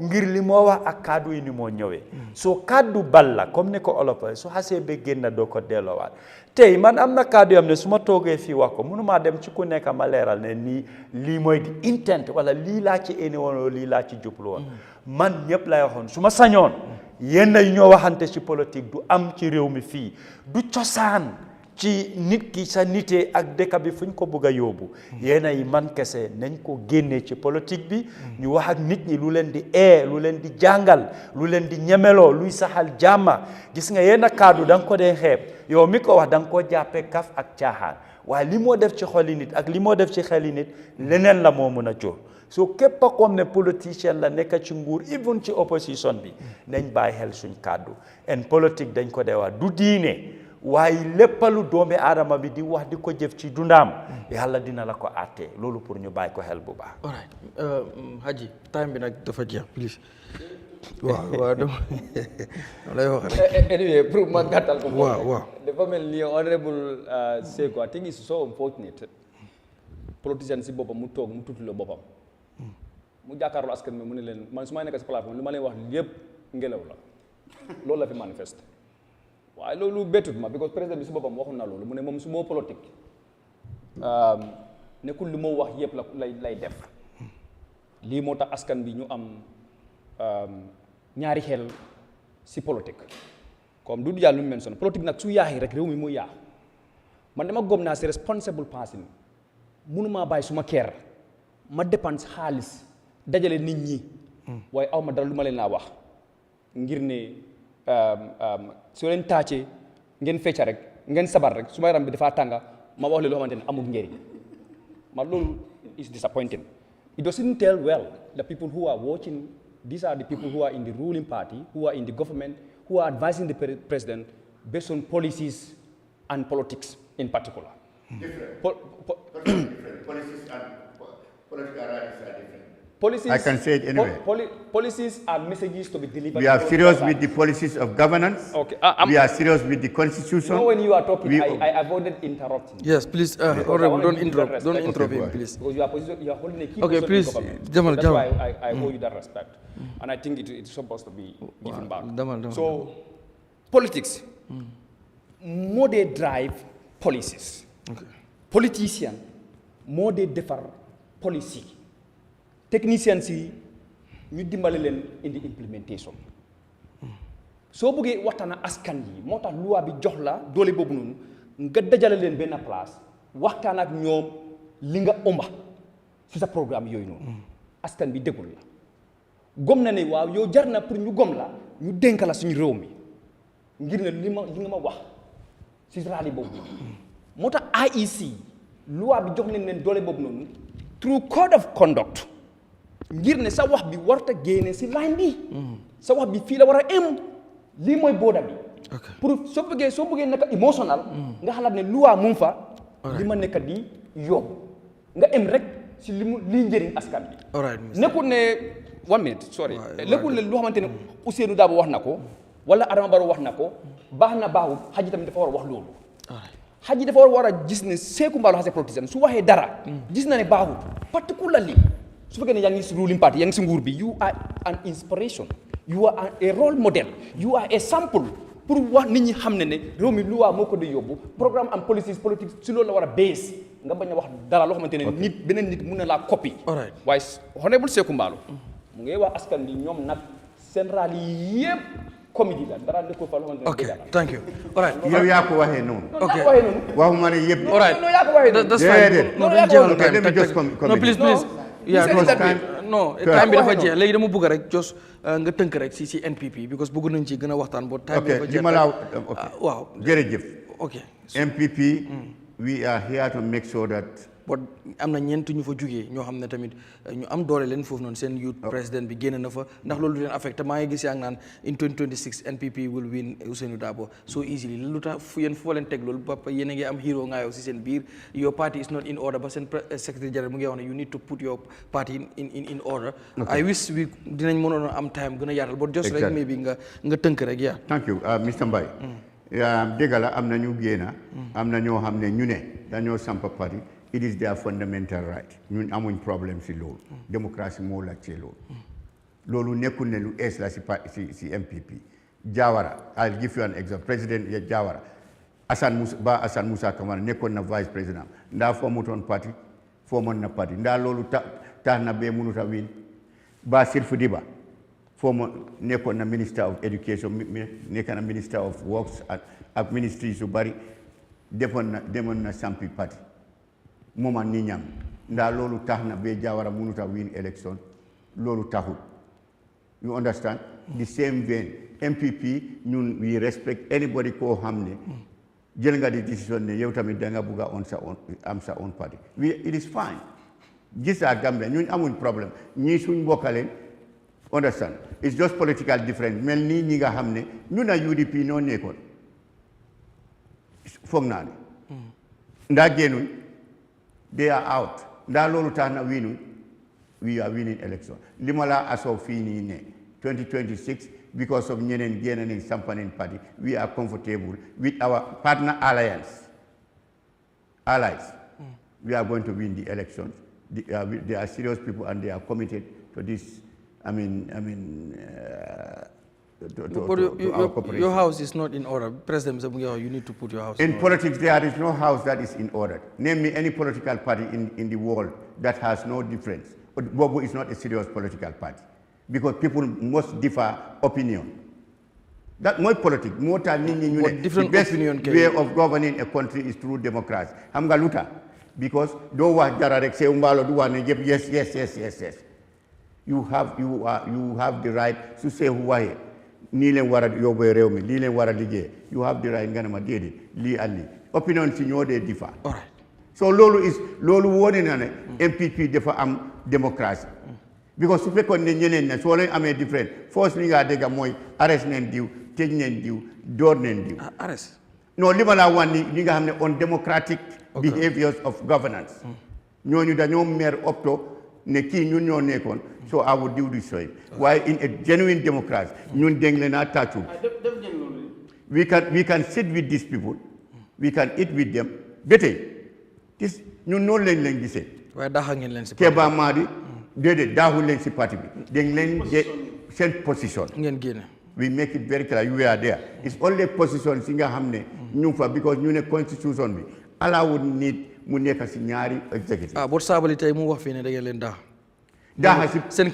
deputy campaign manager mu ne daaxa ngeen leen daaxa neen leen si position si waaye nekku ne daaxa neen leen inside the party it's different daaxa bi xam nga suñ la waaye daaxa laaj ko ndaa si position si ndaa daaxa neen leen si party we have not ma make it very clear fii si sa mi kenn daaxul ñii si party bi they are members suñ buggee nekk member just like anybody all right any Gambian ku bugg a tey nga nekk MPP élection buggee nga génn xam nga ñun lañ lañ am power the only power boo xam ne moom lañ am mooy pour jël suñ la joxee suñ nit ñi suñ la électé si position ñu jox la on you are with MPP su fekkee ne yow wax nga ne yow yaa ngi bàyyi fi yaa ngi sampa beneen yaa ngi am executive loolu constitution bi nangut ko because ñooñu mun neen ñu question ñu wax ne sax Mr. Mbaye is a member is an executive mu ngi hold position bi is an executive of MPP dem na tamit si beneen parti mel ni DOI or UDP or GDC nekk na executive thank you so ñun ma make that very clear daaxuñ Keba Madi si parti bi daaxuñ Lamin Jatta si parti bi daaxuñ Seni Mane si parti bi daaxuñ Lamin Touré si parti bi fi ñu leen génnee mooy si position yi nga xam ne they were elected during congress ñu gis ne ñu ngi bokk si yeneen executive ñu ne léegi ñu nangu loolu ñu jox ñi nga xam ne they are committed to the principle of MPP. All right. Period. Thank you, Honorable. Thank you so much. Time be more jeex tak. Thank you. We are sorry for keeping you this late. No, it's fine. Yeah, waaye kontaan nañ trop tamit si ñëw bi nga ñëw nii la because tamit foog naa ne bu ñu leen soxlaa da ngeen war a mën a ñëw ñu mën a waxtaan. Anytime you are free. I mean time su fekkee ne maa ngi free. Thank you so much. dinaa ñëw fii ma jànkuwante ak Haji Soane.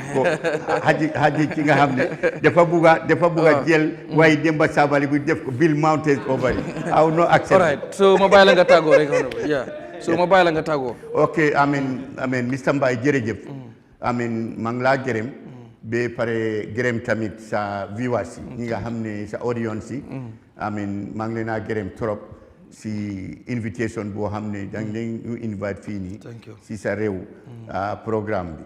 foog naa ne lii dañ ko war a encourage. fii leen mun a discuss agree to disagree loolu mooy politique loolu mooy démocratie. démocratie without li ñoo def nii dafa am manqué. fi ma ñëwee fii nii gis nga ni ma ñëwee fii nii. we are all equal fii. fii kenn du woon ñu doole bu Mr Bojang am doole boobu la Saikou Mballow am doole bu Saikou Mballow am doole boobu la Haji loolu démocratie rek moom loolu. da ngaa gis ne fii mun ne waxtaan ñu def lu nekk ñu xëccoo ñu agree to disagree ba pare ñu move. understand man kontaan naa si di trop. I mean saway na Duja moom suma star yaaga naa di ko star elifin admire naa ko trop. because daf dee dem si rajo yi daf dee dem si télé yi nekk di waxtaan du mer. he is very composed all the time. musuma gis Dudu Jah fi ma ko xamee. muy dem si lifi ni he is well composed. dafa discuss dafa discuss about issues. unlike Haji. Haji su ñëwee mu bëgg a paint lu white. Thank you. mu paint MPP black. Thank you Honorable. Thank you so much. Thank you Haji Soane. Thank you Doudou Dia. Thank you everybody ak yéen ñu doon seetaan comme lii tamit benn waay bëggul ñu tudd turam koo xam ne fan si sunu réew la dafay seetaan sunu réew every Wednesday du ko dee miss am naa ne right now mu ngi seetaan si diaspora bi la nekk currently sax mu ngi fii nii Seattle foofu la nekk currently mu ngi Gambia fii moo ñu indaale lii nii gift ñu ngi koy gërëm bu baax a baax dafa bañ ñu tudd nag turam kon lii moo tax defut ko rek because of bëgg a siiw waaye daf ko def rek because mu ngi appreciate liggéey bi nga xam ne panélistes yi ñu ngi koo def di ñëw every Wednesday joxuñ leen fuel joxuñ leen dara ñu dee bàyyi seen soxla yëpp ñëw rek just to wax ak Gambian si kon thank you so much appreciate nañ ko bu baax a baax a baax ñëpp appreciate nañ ko ñi nga xam ne tamit ñu ngi ñu seetaan sax appreciate nañ ko thank you so much di gërëm tamit viewers yi yéen a def show bi nu mel nii suñu réew ak fu waay mën a nekk seen comments yi yëpp gis nañ ko and then we respect every comment laa wax we respect lépp because ku ne sa opinion rek ngay joxe ak nag sa comment nu mënti mel rek dañoo jàpp ne loolu mooy nekk sa opinion ndax ku nekk nit ku ne fu xelam toll foofu lay waxee kon dinañ respect seen comments yëpp di leen wax ne show bi pour yéen la di leen jaajëfal bu baax a baax di leen jéggalu tamit bu baax man am not very active on Messenger di jéggalu bu baax a baax si dama fa gis lot of comments but I'm not active on Messenger du ma faree mun naa toog a month te du ma dugg Messenger so lu maa wax noonu just rek dama dee gis ñu bari ñu dañ dee foog ne dama dee bañ a tontu waaye pour man I'm not active on Messenger bilaay so pour rek loolu di leen gërëmaat bu baax di gërëm Khady Diassi bu baax a baax di gërëm Bousséri Kanté ak team bi ñëpp di leen gërëm bot tamit di gërëm ñi nga xam ne ñoo dee defar suma weer yi dama ko dee fay nag mayuñ ma ko de waaye dem faaw ma gërëm leen because of tamit man ak Doudou Dia ñoo yem bot di leen gërëm this time gis naa ne baax na trop waaw defar bi baax na waaye nag dee leen wàññi price bi mu ngi noonu dee leen wàññi price bi dafa seer trop mi ngoog seer na trop soo di leen gërëm yéen ñëpp di gërëm tamit ki génn fii bii moom xam naa ne ki ko ñaw mooy Pa mu ndaw moo ko ñaw waaye nag sama jabar Alimatu Mbay Gar moo ma jëndal piis bi moo tax ma sol ko bii moom ñëwee mën a sol kenn tey maay diva nga toog xaar ma ndax borom kër gi moo ma ñëwal jaa ngeen jëf mbokk yi ñu fanaan jàmm ba àllarba ba léegi incha allah